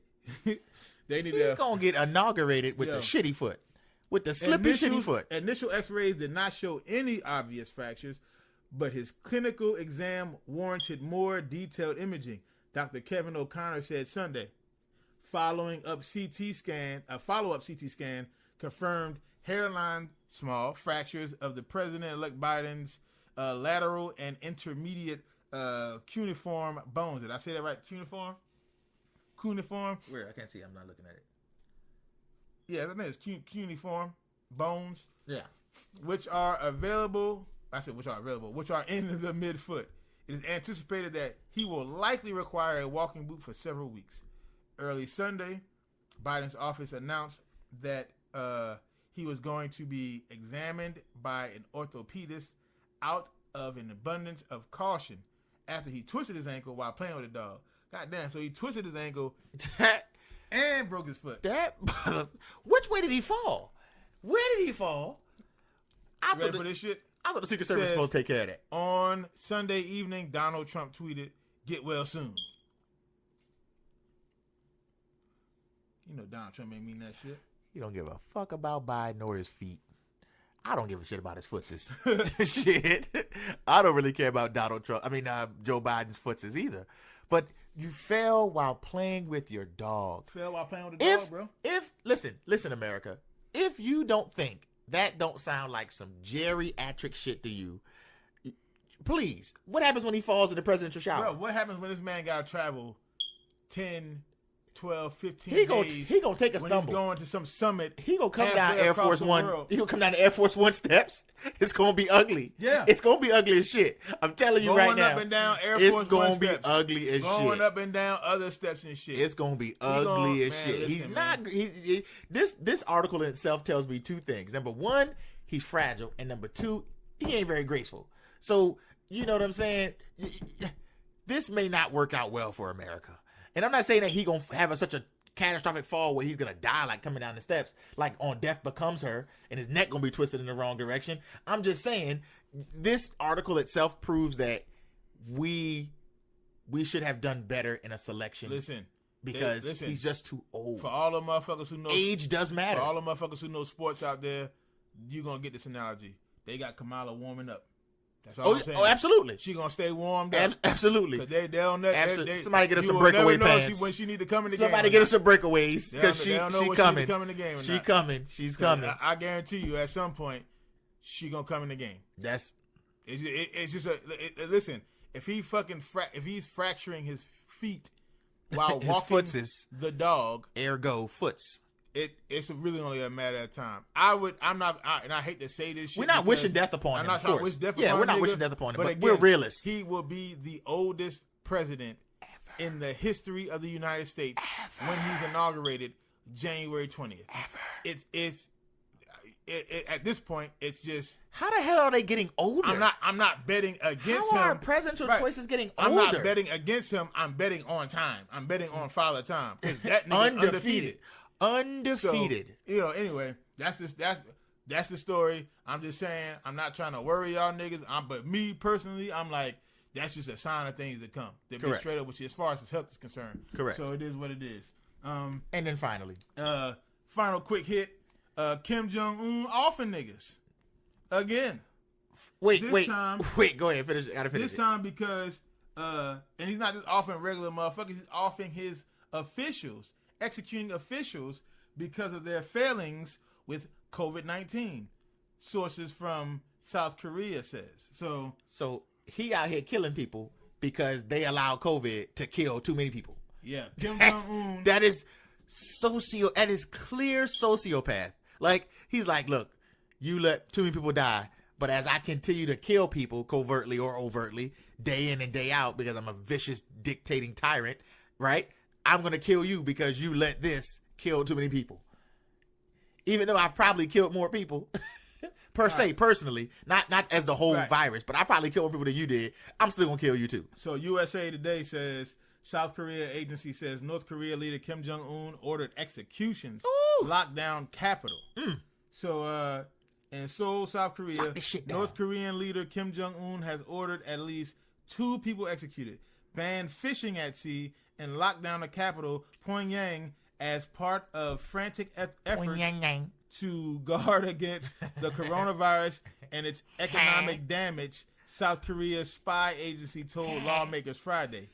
Kim's government also ordered diplomats overseas to refrain from any acts that could provoke the United States because it is worried about President-elect Joe Biden's expected new approach towards North Korea, lawmakers told reporters after attending a private briefing by the National Intelligence Service. One of the lawmakers, Haiti Kyung, shit. Come on, man. You read that racist. I read it. You read that racist. I read it how the fuck it said on here. Say it again. Do it again. One of the lawmakers, Haiti Kyung, quoted. You can't not make your voice do that. I'm trying to say it as respectfully as possible. Okay, do it again. One of the lawmakers, Haiti Kyung, stated or quoted the NIS saying Kim is displaying aggressive and excessive anger and taking irrational measures over the pandemic and its economic this impact. fit cost your life. Ha said the NIS told lawmakers that North Korea executed a high-profile money changer in Pyongyang last month after holding the person responsible for a failing exchange rate. He quoted the NIS as saying that North Korea also executed a key official in August for violating government regulations restricting goods bought from abroad. the two people weren't identified by name, and they're not going to be. They never will because be. that nigga buried They them so are far dead. that the dead people can't find them. They are done. Like, you will not, like, the dudes on the first 48 ain't finding them. Like, they dead. Like, and the first 48 finds everybody. The first 48, the detectives they got on the first 48, every last one of them are regular day Batman. Here's my question. In this instance, they ain't never gonna find them. Here's my question. Ever. Who's surprised by this? Nobody. I'm not. I'm not. His daddy was murking niggas. Yeah. He murking niggas. Whoever take over after him gonna be murking niggas. North Korea. If I had a haircut like that, I kill niggas too. Listen, if my haircut looked like that every day, I'd be angry too. I think our government is in a failed state because of how politics has ruined our government, specifically with lobbying and the money being involved, most and definitely. and the politicians absolutely just you know what I'm saying, just doing all the shit that they're doing specifically for the elite class. Almost you know definitely. Living without rules all they doing and is regulations. capping No checks for the and elite balances. motherfuckers. No checks and all balances. they doing. However, North Korea is a failed country. And has been so for what? For 50, decades now. 50, 60 years, right? I don't know if it's been that long, but definitely since the last Kim Jong-un's daddy was in. Kim Jong-il, since then. He was ill. He was ill. It's been a failed country, period. But I'm sorry, so when was the Korean Wars? 50, 49, 48, 50, something like that? 1949? Yeah, Korea was in the 50s. Like 50, right? 1950, something like that? Yeah. So since the 50s, right? So since the 50s, make sure we on there. Korea has been divided. It has been just on the... What year was the Korean War? Korean War began June 25th, 1950. Yeah, I knew it was like 49. Officially, July 27th, 1953. So Korea has definitely been in turmoil for the last 50, 60 years. And almost 70 years. Yeah, now. almost 70 years now, yeah. So, and again, run under just asshole dictators and tyrants. And this news article, like you just said, who's really surprised?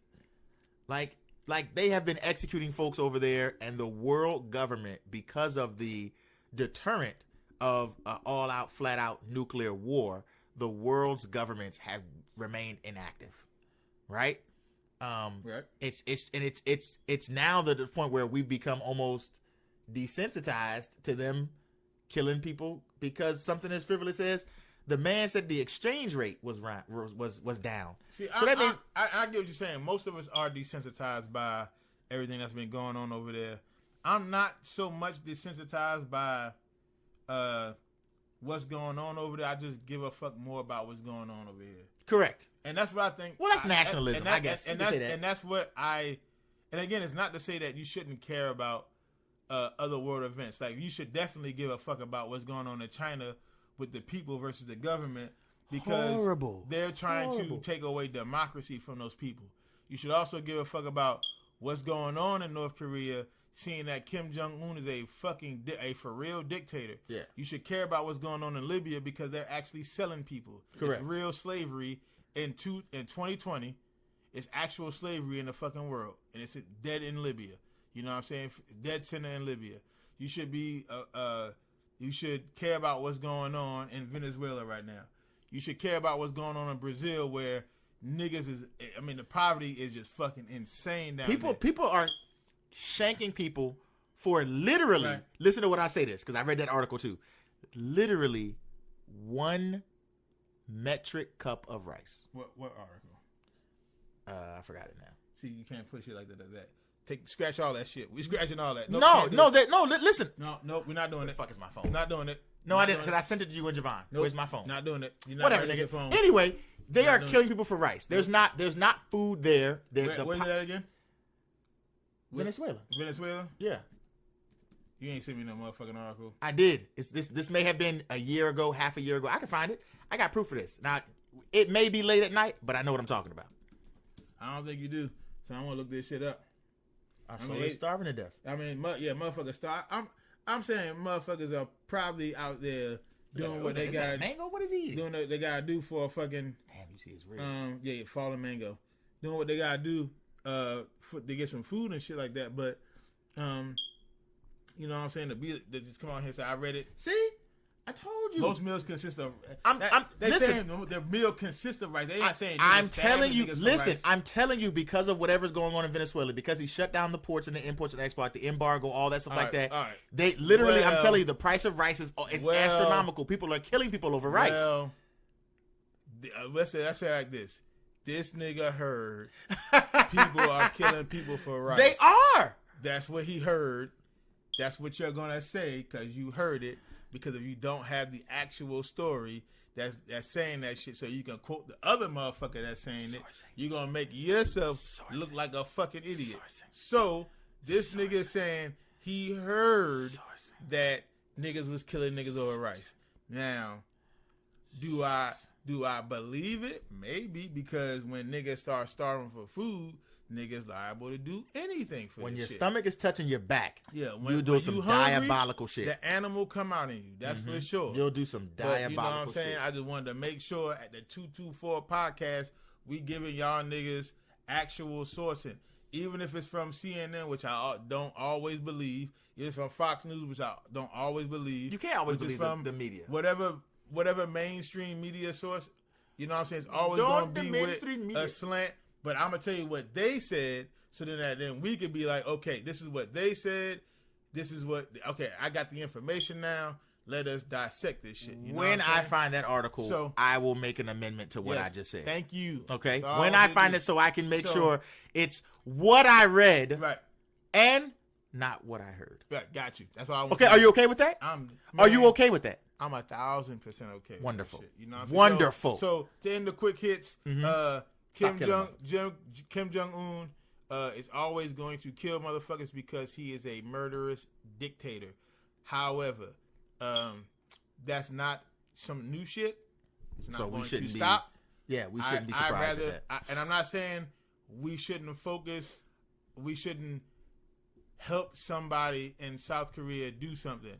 All I'm saying is our country ain't motherfucking saints either. And the fact that we are putting all our resources into the Middle East for Iraq and Afghanistan for wars we should have never been in the first place. For the resources, we really don't have a lot of place to talk or to hold judgment against whatever else shit is going on in the world, because we're kind of doing the same thing too. Correct.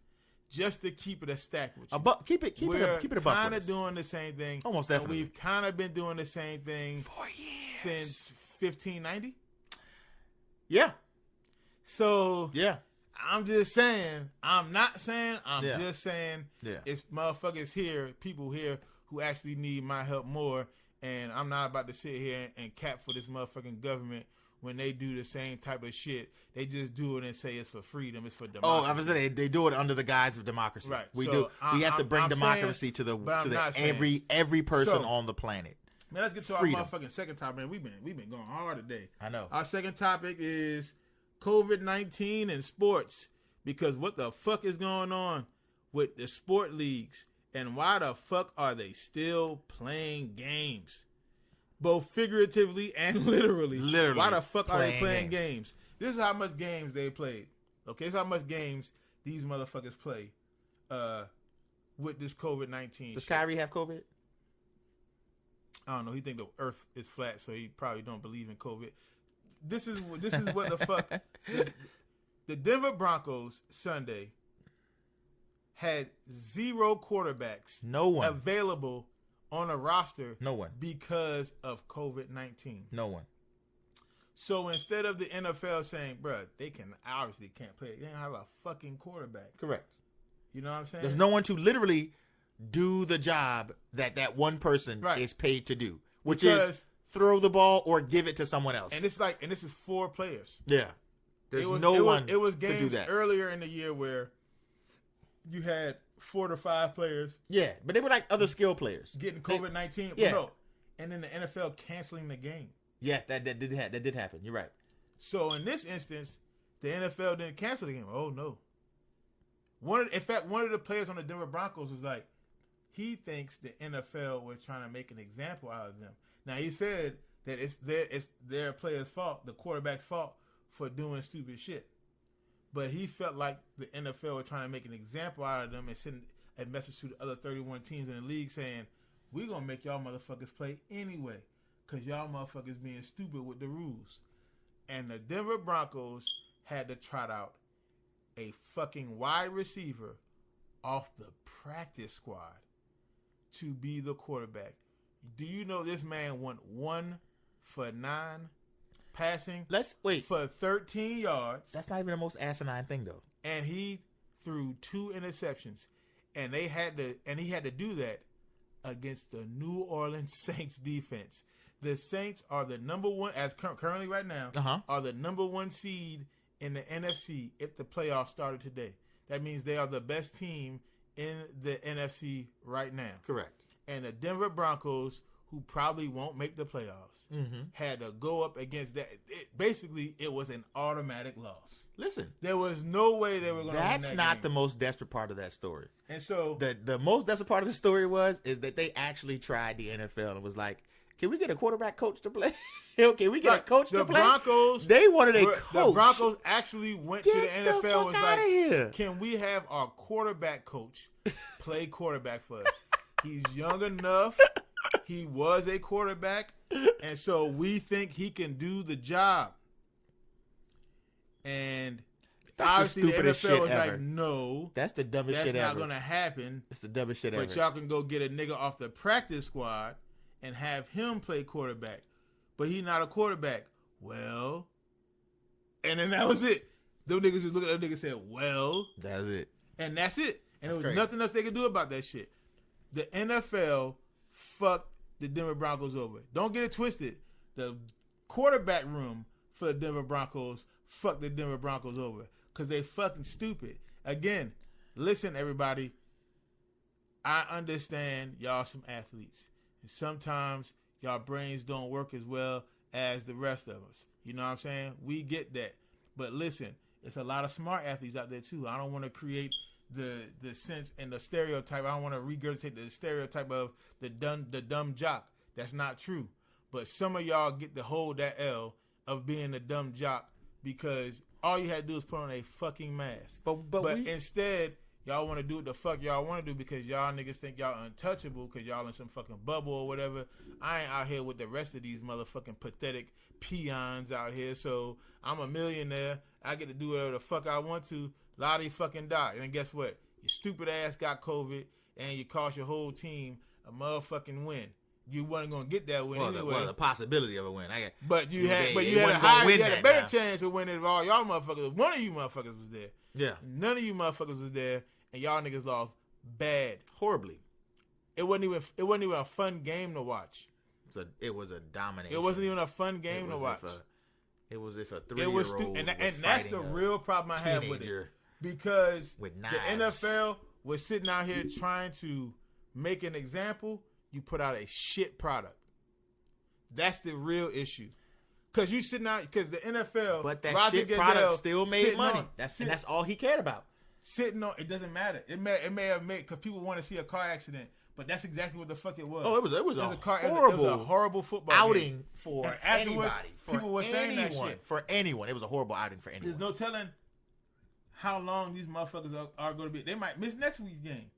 Do you think people want to sit and watch that I think his name was Kendall Wright or something like that? Kendall Walker, I forget his name. I think it was Kendall Wright. I think that's what it was. But no one wants to see him play quarterback, bruh. Fact, the Denver Broncos didn't want to see him play wide receiver except for on the fucking practice squad. That's why he was on the practice squad. Kendall Wright is the Malik Wright from the BET show The Game. No Broncos fan wants to see him play quarterback. No Broncos fan wants to see that. None of us want to see. No NFL fans want to see him play quarterback. None of us do. You know what would have been an even bigger spectacle outside of signing Kendall Wright, outside of having your coach play? If they was like, can Elway throw the ball for us this Sunday? If they would have put Elway back in, they're like, Elway, look, John, we understand you're the general manager. Yeah, we understand. But if you could just come back, if you could just do us just this one solid with your old ass, we would greatly appreciate that. You ain't got to throw a lot. Look, we know you're a Hall of Famer. You're gonna throw 15 times. That's it. Maybe 25. We'll put 3 running backs in the backfield, 1 wide receiver out, and the offensive line. No one's gonna touch you. By the way, Philip Lindsay got hurt that game. Their RB1, motherfucking star running back, got hurt that game. So it's like, again, insult to injury or injury to insult. You know what I'm saying? It was a bad product. Yeah. It was the stupid move. And guess what? The NFL and Roger Goodell sitting on his fucking $50 million a year glorious chair of cynicism and uppityness and motherfucking elitism. Yeah, that fucker. That motherfucker was getting reports from the motherfucking Baltimore Ravens as the days go by. This many players. I think it was either Thursday or Friday. Lamar Jackson, the fucking reigning MVP of the National Football League, has COVID-19. For sure he gonna shut the game down in. We're gonna move the game to Monday. The fuck? What the fuck you mean moving it to Monday? Lamar Jackson not playing. Who want to see that game? Who is the Ravens backup quarterback? Exactly. No. RG3 is the Ravens backup quarterback. Exactly. So listen. RG3 is the Ravens backup quarterback. Exactly. So at this point, niggas like, this not going to be a fun game to watch. In fact, it's not fun to watch it at all because you're talking about one of the best, if not the best rivalry game in all of football. Mm-hmm. You know what I'm saying? Throughout the football season is, I mean, one of them. In the NFL anyway, is fucking Baltimore versus Pittsburgh.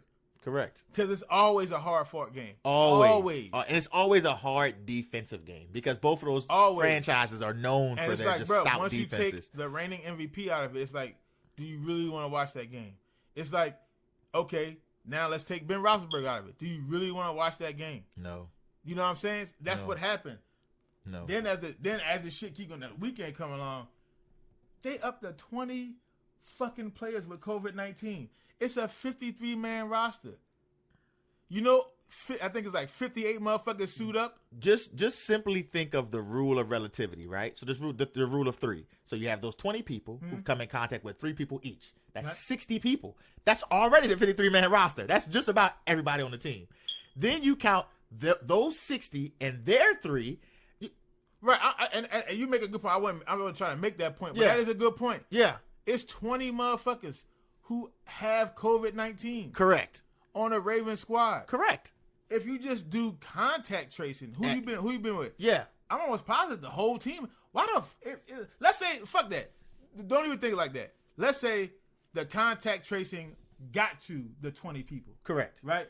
Yeah. So not all 20 people have COVID-19, but those they were exposed. Were exposed to the other, like, correct. All 20 were either have it or they were exposed to it, right? To someone who has it. Correct, yeah. That's 20 people out of the full 58 you can suit up on a Sunday. Mm-hmm. That means they're missing an entire third of their team. There's a first string, a second string, and a third string. They're missing a whole string of players. Do you understand what I'm saying? They're missing a whole string of players. Kickers, punters, wide receivers, quarterbacks, how in the fuck running backs. Is the NFL still trying tackles, to play this guards, game? Just on the strength of fairness and competitiveness, how is this game still going on? So they get this information yesterday. Guess what? At this point, they have to cancel this game. The Ravens are missing 20 fucking people. You know how many people they have to elevate off the practice squad? There's no way they're going to beat the fucking Ravens. It would take... the Steelers. It would take a massive fucking, flop. A massive fucking disappointment. It would take a flat-out Madden franchise move.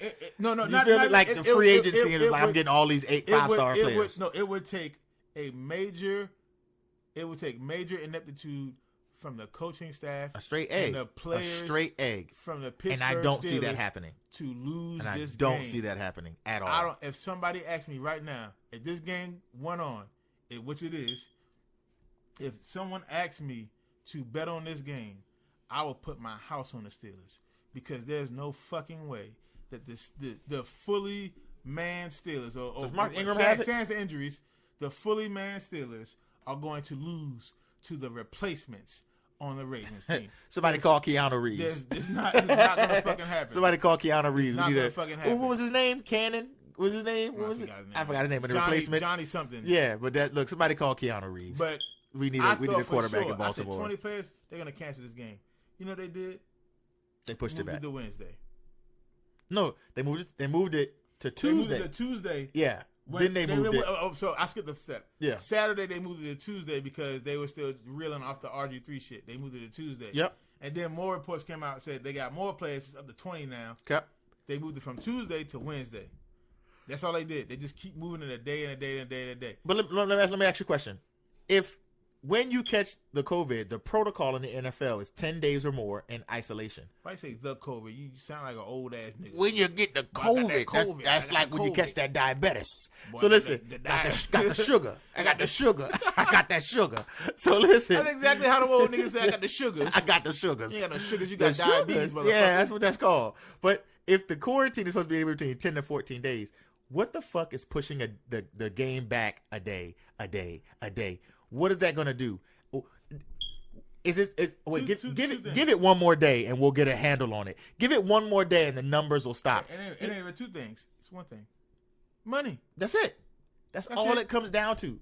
How much we hemorrhaging. The bull from the Denver Broncos, the player from the Denver Broncos was like, Roger Goodell doing this as you know what I'm saying, trying to make an example out of us. And I think he is. And the example is, no matter how fucking stupid you motherfuckers are on these teams, no matter how much y'all disrespect or go against the guidelines set, get your ass out there. Get the fuck out and there play. And go make me my money. Motherfucking go get that my nigga money. Don Juan in the NFL right now. Go get my fucking that money. Nigga is Don Juan. You understand me? Bitch, I don't care about you. Go get my money. I care about my money. That's Sweet all bitch I care want. About his money. I don't give a fuck about none of that shit. You got Rona, guess what? You better go get some practice squad, motherfuckers. He is out here. And that's what it's starting to look like now. It's 1970 the Mac. It's the 70s because and it the was Mac. real questions on bitch, whether. I don't care about you. Because the NFL, it was real questions going on. I think earlier this month, there was real questions going on whether they should stop this season. Because it was upticks in NFL players getting corona. And I think the NFL owners was like, they had a little meeting and was like, listen, if we shut the season down now, we're going to lose a lot of money.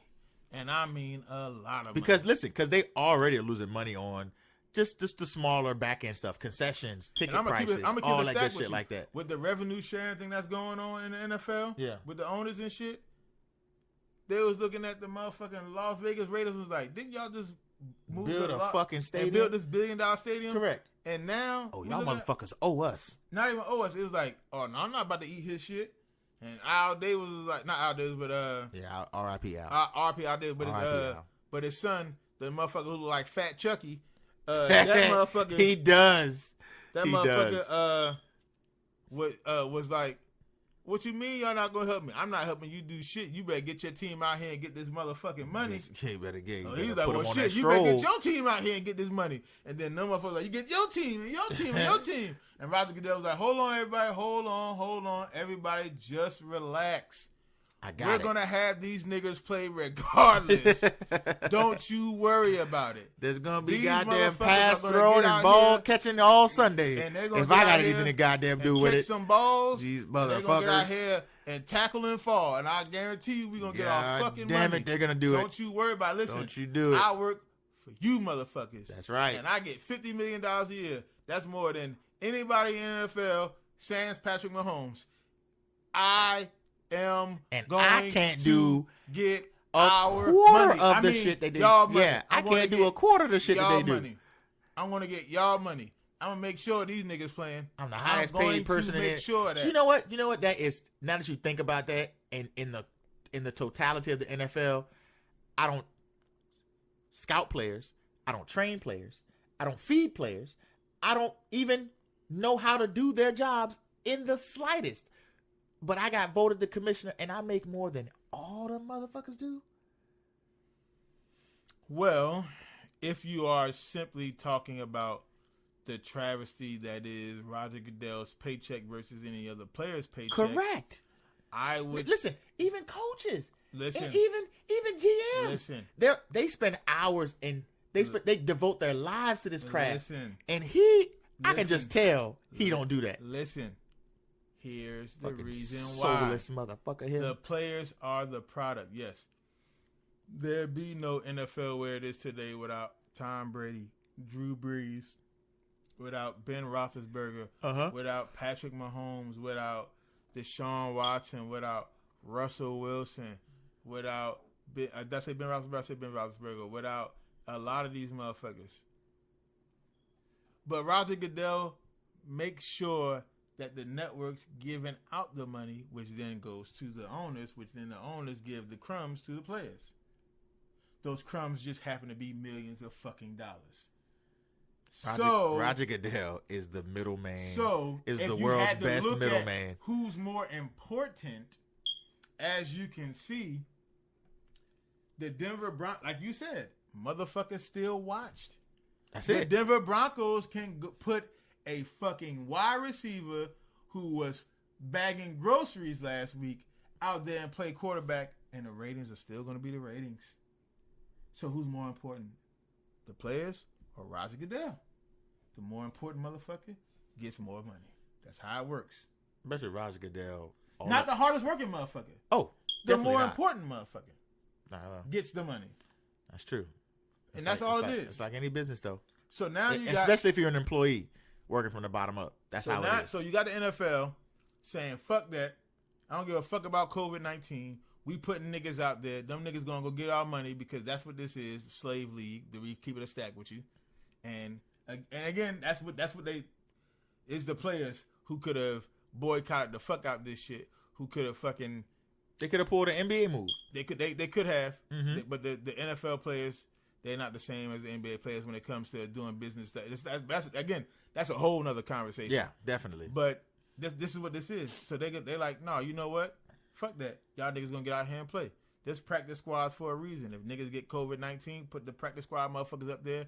We already got the metrics off of Carson Wentz been had COVID. Off of Carson Wentz started the season with COVID. Don't get down a rabbit hole. Okay, I'm sorry. Don't go down a rabbit hole. Right. You tight right now because we just lost to the fucking Seahawks. Yeah, man. But relax for a second. The NFL not trying to hear none of that shit. They got practice squad. Every team got a practice squad or practice squads. Pick motherfuckers up off the practice squad, put them out there. It is what it is. It's still NFL Sunday, and they got enough metrics and enough data for the year to be like, oh, we could just play. We could put anybody out there. Niggas still gonna watch, and you want to know why? Because you're stuck in the house and you ain't got shit else to do. Keep it a stack. In fact, it's actually fucking ingenious. It's diabolical. It's motherfucking immoral. Roger Goodell is a real life. It's motherfucking shameless. He is a real life supervillain. But financially though, real life. Niggas, you at home on Sunday doing nothing. In fact, it's another fucking spike. This was the third spike. We had the initial spike, which Corona initially came into our country. We had the second spike in the summertime, and now it's another spike. People knew the shit was coming. Because it's flu season. People knew the shit was coming. Yeah, it's flu season. It's not because of flu season. It's just because niggas started going back out. Cities and states started going into like stage 3 and 4. That's a whole nother. It's not because of flu season though. It's because people. I said that's a whole nother reason. Keep going. Again, the flu is something different. Niggas aren't getting corona at higher rates because of the flu. That's not how. That's not. There's no stats behind that. In fact, that's just a dumb statement. It's because the states started and cities started rolling out stage 3 and 4 of their let's get back to business motherfucking plans. And now it's like, hey, you can go out to a restaurant. Restaurants, you can get 75% capacity. Y'all niggas can start going here, here, here, here, and here. And niggas start doing that with no mask on. Niggas start doing that shit at will. Doing that shit. I'm so glad I'm going back outside and I'm going back to my favorite restaurant and eating 5 pizzas while we say, Mah. And now niggas got Rona again. Do the noise again. That's the fatties shoving pizza down. Shoving pizzas down their throat. That's what the fuck happening, and that's what happened, and it was too soon to do it, because it's not controllable, and now because it's spiking so bad now, motherfuckers saying it might be 350,000 deaths before the end of the year.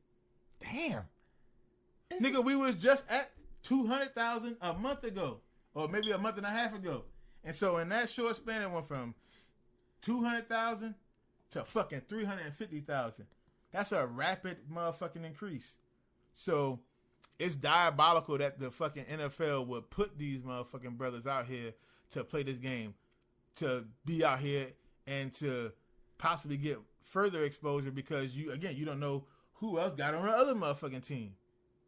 A lot of this shit be spread because people play other motherfuckers and then the niggas on the other team have it, and you tackling this nigga, he like, good game, cuz, and breathing all in your face. And again, they when we know how COVID is transmitted, or spread, right? Vapor, water vapor, droplets, breath, things like that, right?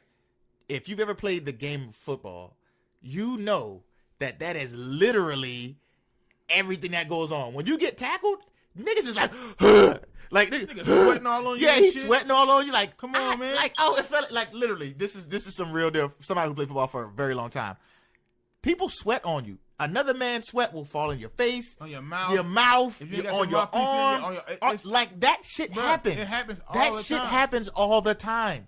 It sounds disgusting and unsanitary because it is. Long, you don't think twice about it. You don't, because you like it's part of the game. It's part of the game. Yeah, but nigga, now you got a COVID cocktail on that football field, and it's just everybody taking a sip.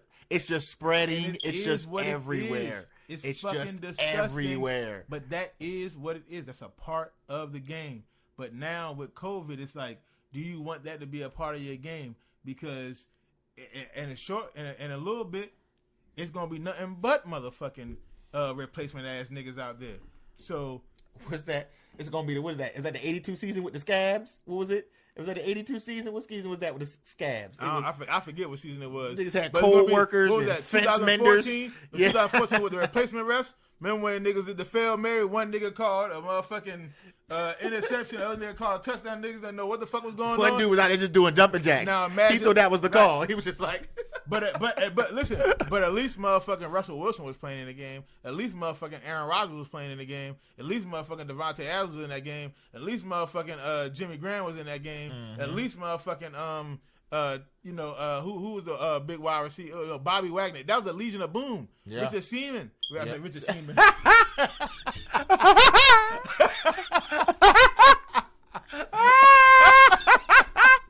Richard Seaman. Richard Seaman. Nigga, we need to wrap this shit up. Bro, go in there and punish sis. Nigga, Richard Seaman. Go in there and punish sis. Yo. Richard Seaman. For the people listening, I'm having a niece in no time. I got something else on my mind, nigga. Yeah, he damn sure do. He finna go in there and punish him. Richard Seaman. Richard Seaman. I meant to say Richard Sherman.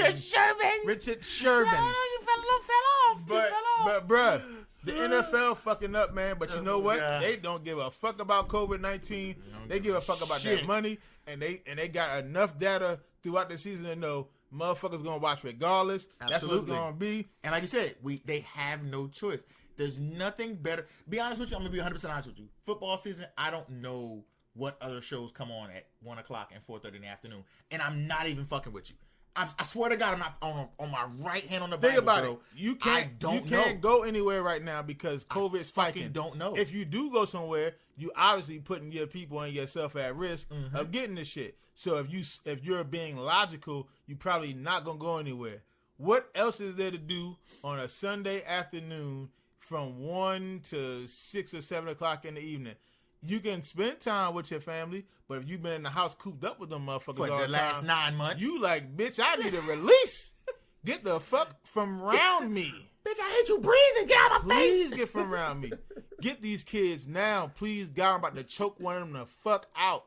Please get one of these kids right now. Please get one of them. Please. So it's really one of the very few things that you can do on a Sunday that will actually keep you from jumping out the fucking window.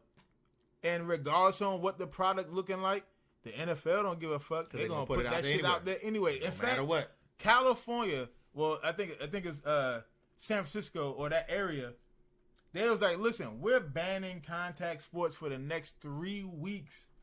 So the fucking 49ers cannot play any home games. Nope. Their next game is a home game. Them or the Rams. Do you know where they're playing that game at?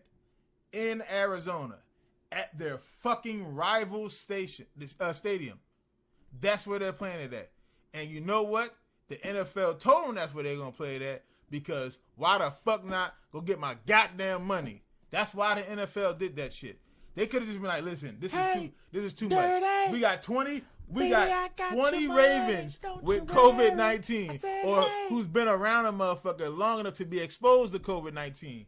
We got the fucking state of parts of the state of California saying there's no contact sports for the next 3 weeks, and that affected one of our markets, one of our bigger markets. Correct. In fucking San Francisco 49ers. San Francisco and LA. I think it might be LA too. I think it's just it would have been the San Diego Chargers, but now the LA Chargers, so that didn't. So, because I think the Rams had a home game. Yeah, they had a home game last Sunday. So it wasn't. So they all the next 3 games are away games. It's not SoCal, it's like the Bay Area. So I'm saying. So what I'm saying is, just the Bay Area. Right, just the Bay. It's not. Not the whole state. It's not the whole state of California. Okay. I think it's like the Bay. It's like San Francisco. I didn't have that understanding. Okay, go ahead. I got you. So it affected one of their markets, and they was like, "Fuck that." Not only are you still going to play the games, not only are you going to play the games in another state, bitch, you're going to go to your rival stadium. And do it. And For my fucking money. And you're going to like it. Because I want my fucking money, and I want it now. Fucking break If you don't get my money, I will burn you with this fucking hanger. Now get out there. Have a good game. And that's all it is to it. And by the way, we care about you. This shit, and they'll say they care about the players. How? Hey, we're going to go to our players. Hey, you guys, we definitely care about you and your family. Black Lives Matters. We definitely care about social injustice. Yeah, definitely. And we definitely care about all the things that happens to the African American community. Saying that to a locker room that's 85% black, and then having them niggas go out there and play. Yeah, by when the way, half their team has COVID-19. Yeah, you care a lot, NFL. Yeah, you give a fuck a whole bunch. Yeah, the fuck out of here, man. They doing this for money. That's all it is to it. Yeah, which is why I pirate my games. Do you think I'm going to pay for ESPN? ESPN and the NFL can suck my dick from the back. That's what they can do. I'm not motherfucking watching games. Fuck, and I say that shit probably. This comment's made under duress and it's not. I say that shit probably in the court of law. Suck my dick. The NFL can suck under my duress. Dick. The NFL can suck my dick. Under extreme duress. Nope. NFL can suck my dick. This is not admissible. I say in that the court shit of law. proudly. Oh damn! I'm trying to help you, nigga. I'm trying to help. Them. All right. I'm not about to pay for shit. I used to pay for the fucking NFL Sunday ticket religiously. They can eat my whole asshole. I'm not paying for shit no more. Fuck them. I'm not even gonna give them the opportunity. I'm not even gonna give them my motherfucking view is when on someone any eats your on ass ESPN. None with of that syrup shit. or I'm streaming jelly. shit. I'm watching another nigga stream. I prefer jelly. Fuck them. I'm not doing it. I'm not doing it. Fuck the NFL. And listen, if I'm being fair, the NFL players, y'all niggas stupid as fuck. Y'all always signing these dumbass contracts. These CBAs don't give y'all any kind of motherfucking power. But y'all niggas can't go without getting money for a week, let alone a season. If y'all held out just for one season, just be like, listen, fuck that shit. We holding out. The NFL would lose so much money, they would cave on some shit. But y'all niggas, because... Let's take a look. Let's see how much the NFL makes annually. The NFL, before the day... $4 billion, something like that? Oh, they made way more than $4 billion, my nigga. NFL annual... I was typing shit, nigga. Annual revenue. They make a whole lot of goddamn money. Bam, nigga. 15.26 in 2019 billion with a B. With a B. With the a B. 32 NFL teams generated $15.26 billion. Billion dollars. US dollars. Billion dollars. That's how much money they make. That's a shit ton of money. That's how much money they make. That is a fucking That's how much money they ton make. of money. That's how much money they made. And so, do you think they give a fuck about the NFL players in that sense, to be like, listen, let's call all the games off, y'all. We don't want to do this shit. We don't want to, you know what I'm saying? We don't want to do this. We don't want to do that. We don't want to put those guys out there to, you know what I'm saying, put them in jeopardy, because if we put them in jeopardy, then they're going to go back home to their families and possibly put their families in jeopardy. No. The motherfucking NFL don't give a fuck about that. They are going to go out there and make that money through the goddamn players. And that's it. There's nothing else to it. That's it, bro. And so the NFL, man, you think they give a fuck about the players? Nope. Obviously they don't. They showed you that shit time and time again. So why is this anything new? Just because it's a pandemic now, you think they give a fuck about that? Colin Kaepernick ain't had a job since 2016. Do you really? And it's only because he took a stand. He had a stance, and he said, "This is what I stand on. This is what I believe in." And regardless if you believe in it or not, regardless if you agree with it or not, regardless if you like what he did or not, and sometimes he did some questionable shit. I'm not even gonna front with you, but what he initially was kneeling for, what his initial stance was for, was some shit that anybody should have been behind. Listen. Because it's a human rights issue. And I don't give a fuck if you saying, well, the cops don't kill all black. They making it seem like cops are targeting black people. Let's just go with that bullshit ass narrative. I'll follow the rhetoric. Okay, let's say that is true. If it happens once, it's once too many. Philando Castile, do you think he should have deserved to have been shot in front of his girlfriend and his daughter? Do you think that Tamir Rice should have been shot within 3 seconds without asking him his name? He didn't even know his name. Without even saying, didn't even know his name. Put the gun down. The fake gun. That they found out after they killed him that it was a fucking toy gun. You know what I'm saying? It's a lot of shit that should not have happened, that happened at the hands of the police. I don't give a fuck how much of a bad person George Floyd was prior to that fateful day in Minnesota of this year. That cop shouldn't have fucking kneeled on his neck for 9 minutes. Should not have fucking happened. You know what I'm saying? It's in those instances that where he was kneeling for, because again, he has the right to do so. And that's the biggest thing. That's the biggest argument I got on anybody who opposes Colin Kaepernick. That's his right. And all the motherfuckers like, well, if that's how you feel, if you don't like this place, then leave. No, he has a right to do that according to the Constitution of the United States of America. You don't have to agree with it. You can argue with him about the merits of his motherfucking stance, but he has the right to do so. Period. They shouldn't have gone any further than that. Again, if you disagree with this stance, argue the merits of the stance. But he has the right to make the stance. Simplistically, that's saying like you're eating lunch with your boss and you put ketchup on your burger and he doesn't, and he fires you because you put ketchup on your burger. My nigga, let's talk about it. First of all, I'm not even on the clock.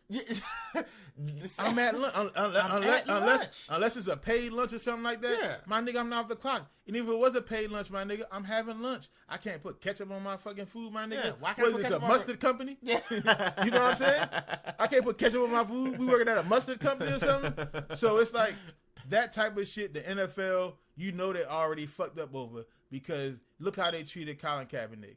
Look how they treat other motherfuckers. Look how they treat their players. So you know what I mean? They don't care about COVID. They wasn't. So to think that they aren't thinking about this shit strategically, you are wrong. Mm-hmm. They're being strategic about this shit. Yeah. They're not going to cancel that Baltimore Ravens versus Pittsburgh Steelers game. That shit's going to go on Wednesday. And if the Ravens got to play with janitors and water boys and flight attendants, then that's what the fuck they're going to play with. FedEx drivers. That's what they're going to play with. It's just as simple as that. They're going to play with that team. They're probably going to get beat by the Pittsburgh Steelers. They probably was going to get beat anyway, but at least it would have been a good game. Now it's not going to be close. And it's just going to be a shit product. But you know what? You ain't got shit else to do Wednesday evening. You're going to watch that game because this is what 2020 is. You ain't got no fucking choice. You in the house. What else is there to do on a Wednesday evening or Wednesday night? And that's it. And that's what the NFL is banking on. You motherfuckers watching that shit. And that's exactly what we're going to do. And we're going to fall right into the hands of the fucking one of the most evil corporations in the history of our capitalistic society, period. Bar, you know what I'm saying? Is it bar none? In fact, I think it's bar none. I think the NFL is the most evil corporation in our. No, I take that back. That's not the most evil corporation. You can't say that now. Amazon is straight up and down. Amazon is the most evil corporation.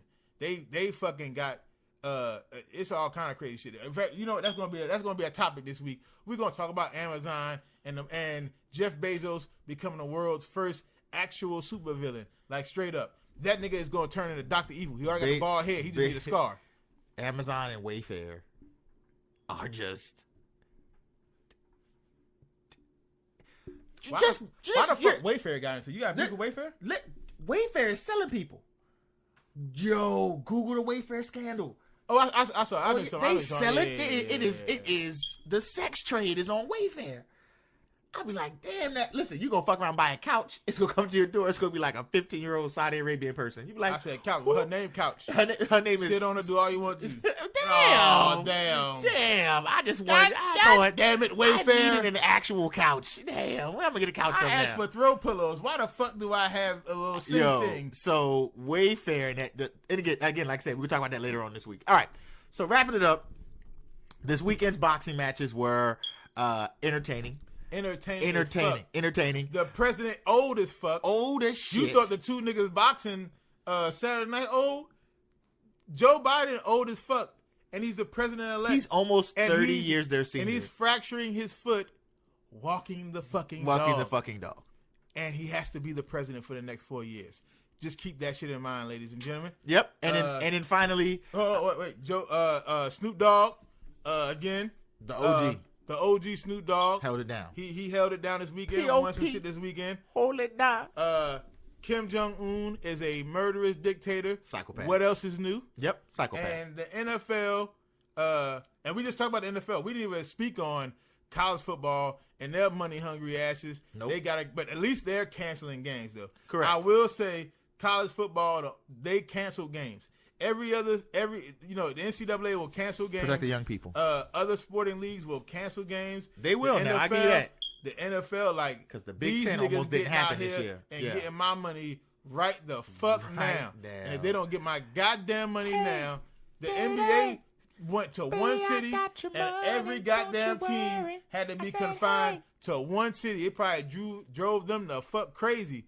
But at least they had some kind of plan in place that limited the contact the players have with other motherfuckers that can potentially give them COVID-19. The NFL, not only are you motherfuckers going to play in every city, not only are you motherfuckers going to follow the rules, but if you don't, you're still playing anyway. Get my money, bitch. I ain't playing with you. And then, listen, if you don't play the game that I play, I'm telling you to play, and follow the rules on the sideline that I tell you to follow, I'm going to take more of the money that I'm giving to you for putting your own self at risk. I'm double dipping. I'm putting your life at risk, and I'm taking the money that you're earning from me. God damn, NFL. The Broncos coach Vic Fangio, that motherfucker said it still might be discipline coming to the quarterbacks. Bitch, they lost already. And they got COVID-19. What more do you want from me? What more do you want from me? Oh, damn. So that's what's going on in sports. Some crazy shit. COVID fucking up sports. The NFL some crazy shit, I think it's time boy. to shut the sports down, man. Please. I understand it's one less thing for us to watch. I like watching football. I like pirating the NFL.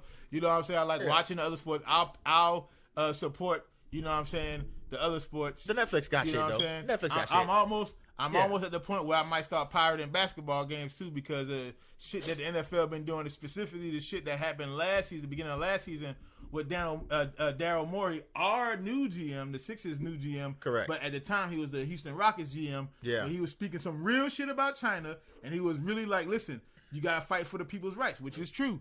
But because the NBA does so much motherfucking money in the Chinese market, China was like, NBA, y'all need to go get y'all nigga and tell them to shit the fuck down before we sit all y'all niggas the fuck down. And they did. They did it swiftly. And then the owner of the Rockets was like, hey, bro, come here, sit down, bro. You doing too much.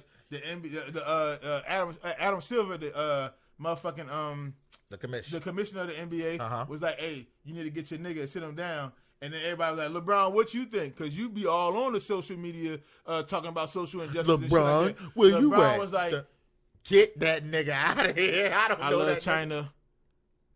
I love everything about China. The people of Hong Kong need to chill out against the government. Let them handle their shit. I'm not going to speak on it anymore. My nigga, goddamn, I thought you was a social justice warrior. Tap dancing. Because listen, that nigga bag might be somewhere upwards to $500 billion when it comes to China. I'm not saying I'm mad at him for the decision that he made on that. I'm just saying it's hypocritical. That's all. But I understand $500 million is a big ass fucking bag. And if somebody else fucked my bag up, I'm gonna be a little hurt and a little mad. Clearly, there's a price. So, sports dealing with shit like this. If and there is, I ain't seen none. It's becoming a little ridiculous now, man.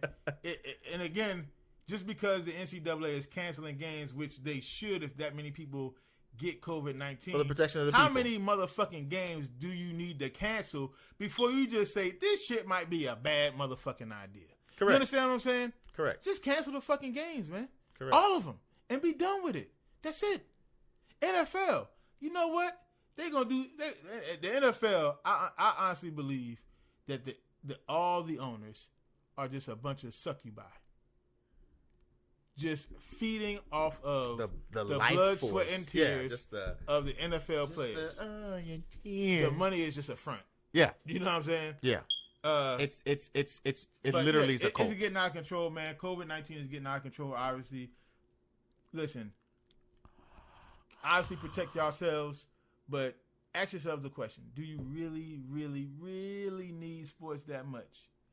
Do you really need sports that much? To the point that it's endangering lives. That's endangering motherfuckers. Do we really need to see somebody throw a 60-yard touchdown pass? Don't get me wrong. No.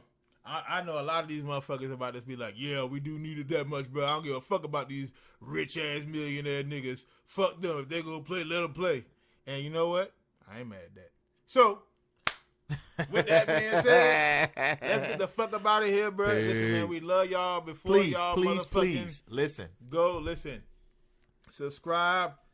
Follow our podcast, nigga. We are on Apple Music. Absolutely. We are on Spotify. We are on iHeartRadio. Yes, sir. We are on Google Play. We everywhere, man. Everywhere your podcasting Please needs to be met. Please support this shit, man. Please, man. We on social media, man. Follow us on Twitter, Facebook, Instagram, subscribe, TikTok, retweet. Like us. There you go. Retweet that all shit, that. nigga. We need all that. Everything. Please, bro. We're going to start putting up YouTube videos daily. Yep. You know what I'm saying? So please go to YouTube. Be on the lookout for us. Everything. YouTube, we're going global. Facebook, Twitter, TikTok, Instagram is absolutely all at the 224 Podcast. THE prepare 224 for the podcasting revolution. PODCAST. Come on, subscribe to us, man. Please follow our shit, man. We love y'all, man. Listen, we gonna keep it real with y'all. We always gonna give y'all the motherfucking real shit. We not gonna be fake with this shit, man. I don't give a fuck what nobody say. They get canceled, nigga. I'm still gonna do what the fuck I'm gonna do. You know what I mean? Because I do this shit for y'all. You know what I'm saying? For the people. I do want some money, but I do this shit for y'all. I only want some money so we can grow this shit, so we can expand the platform. You know what I mean? So again, with that being said, my name is Jay. I'm Tyson. That's my nigga Tyson. Yeah.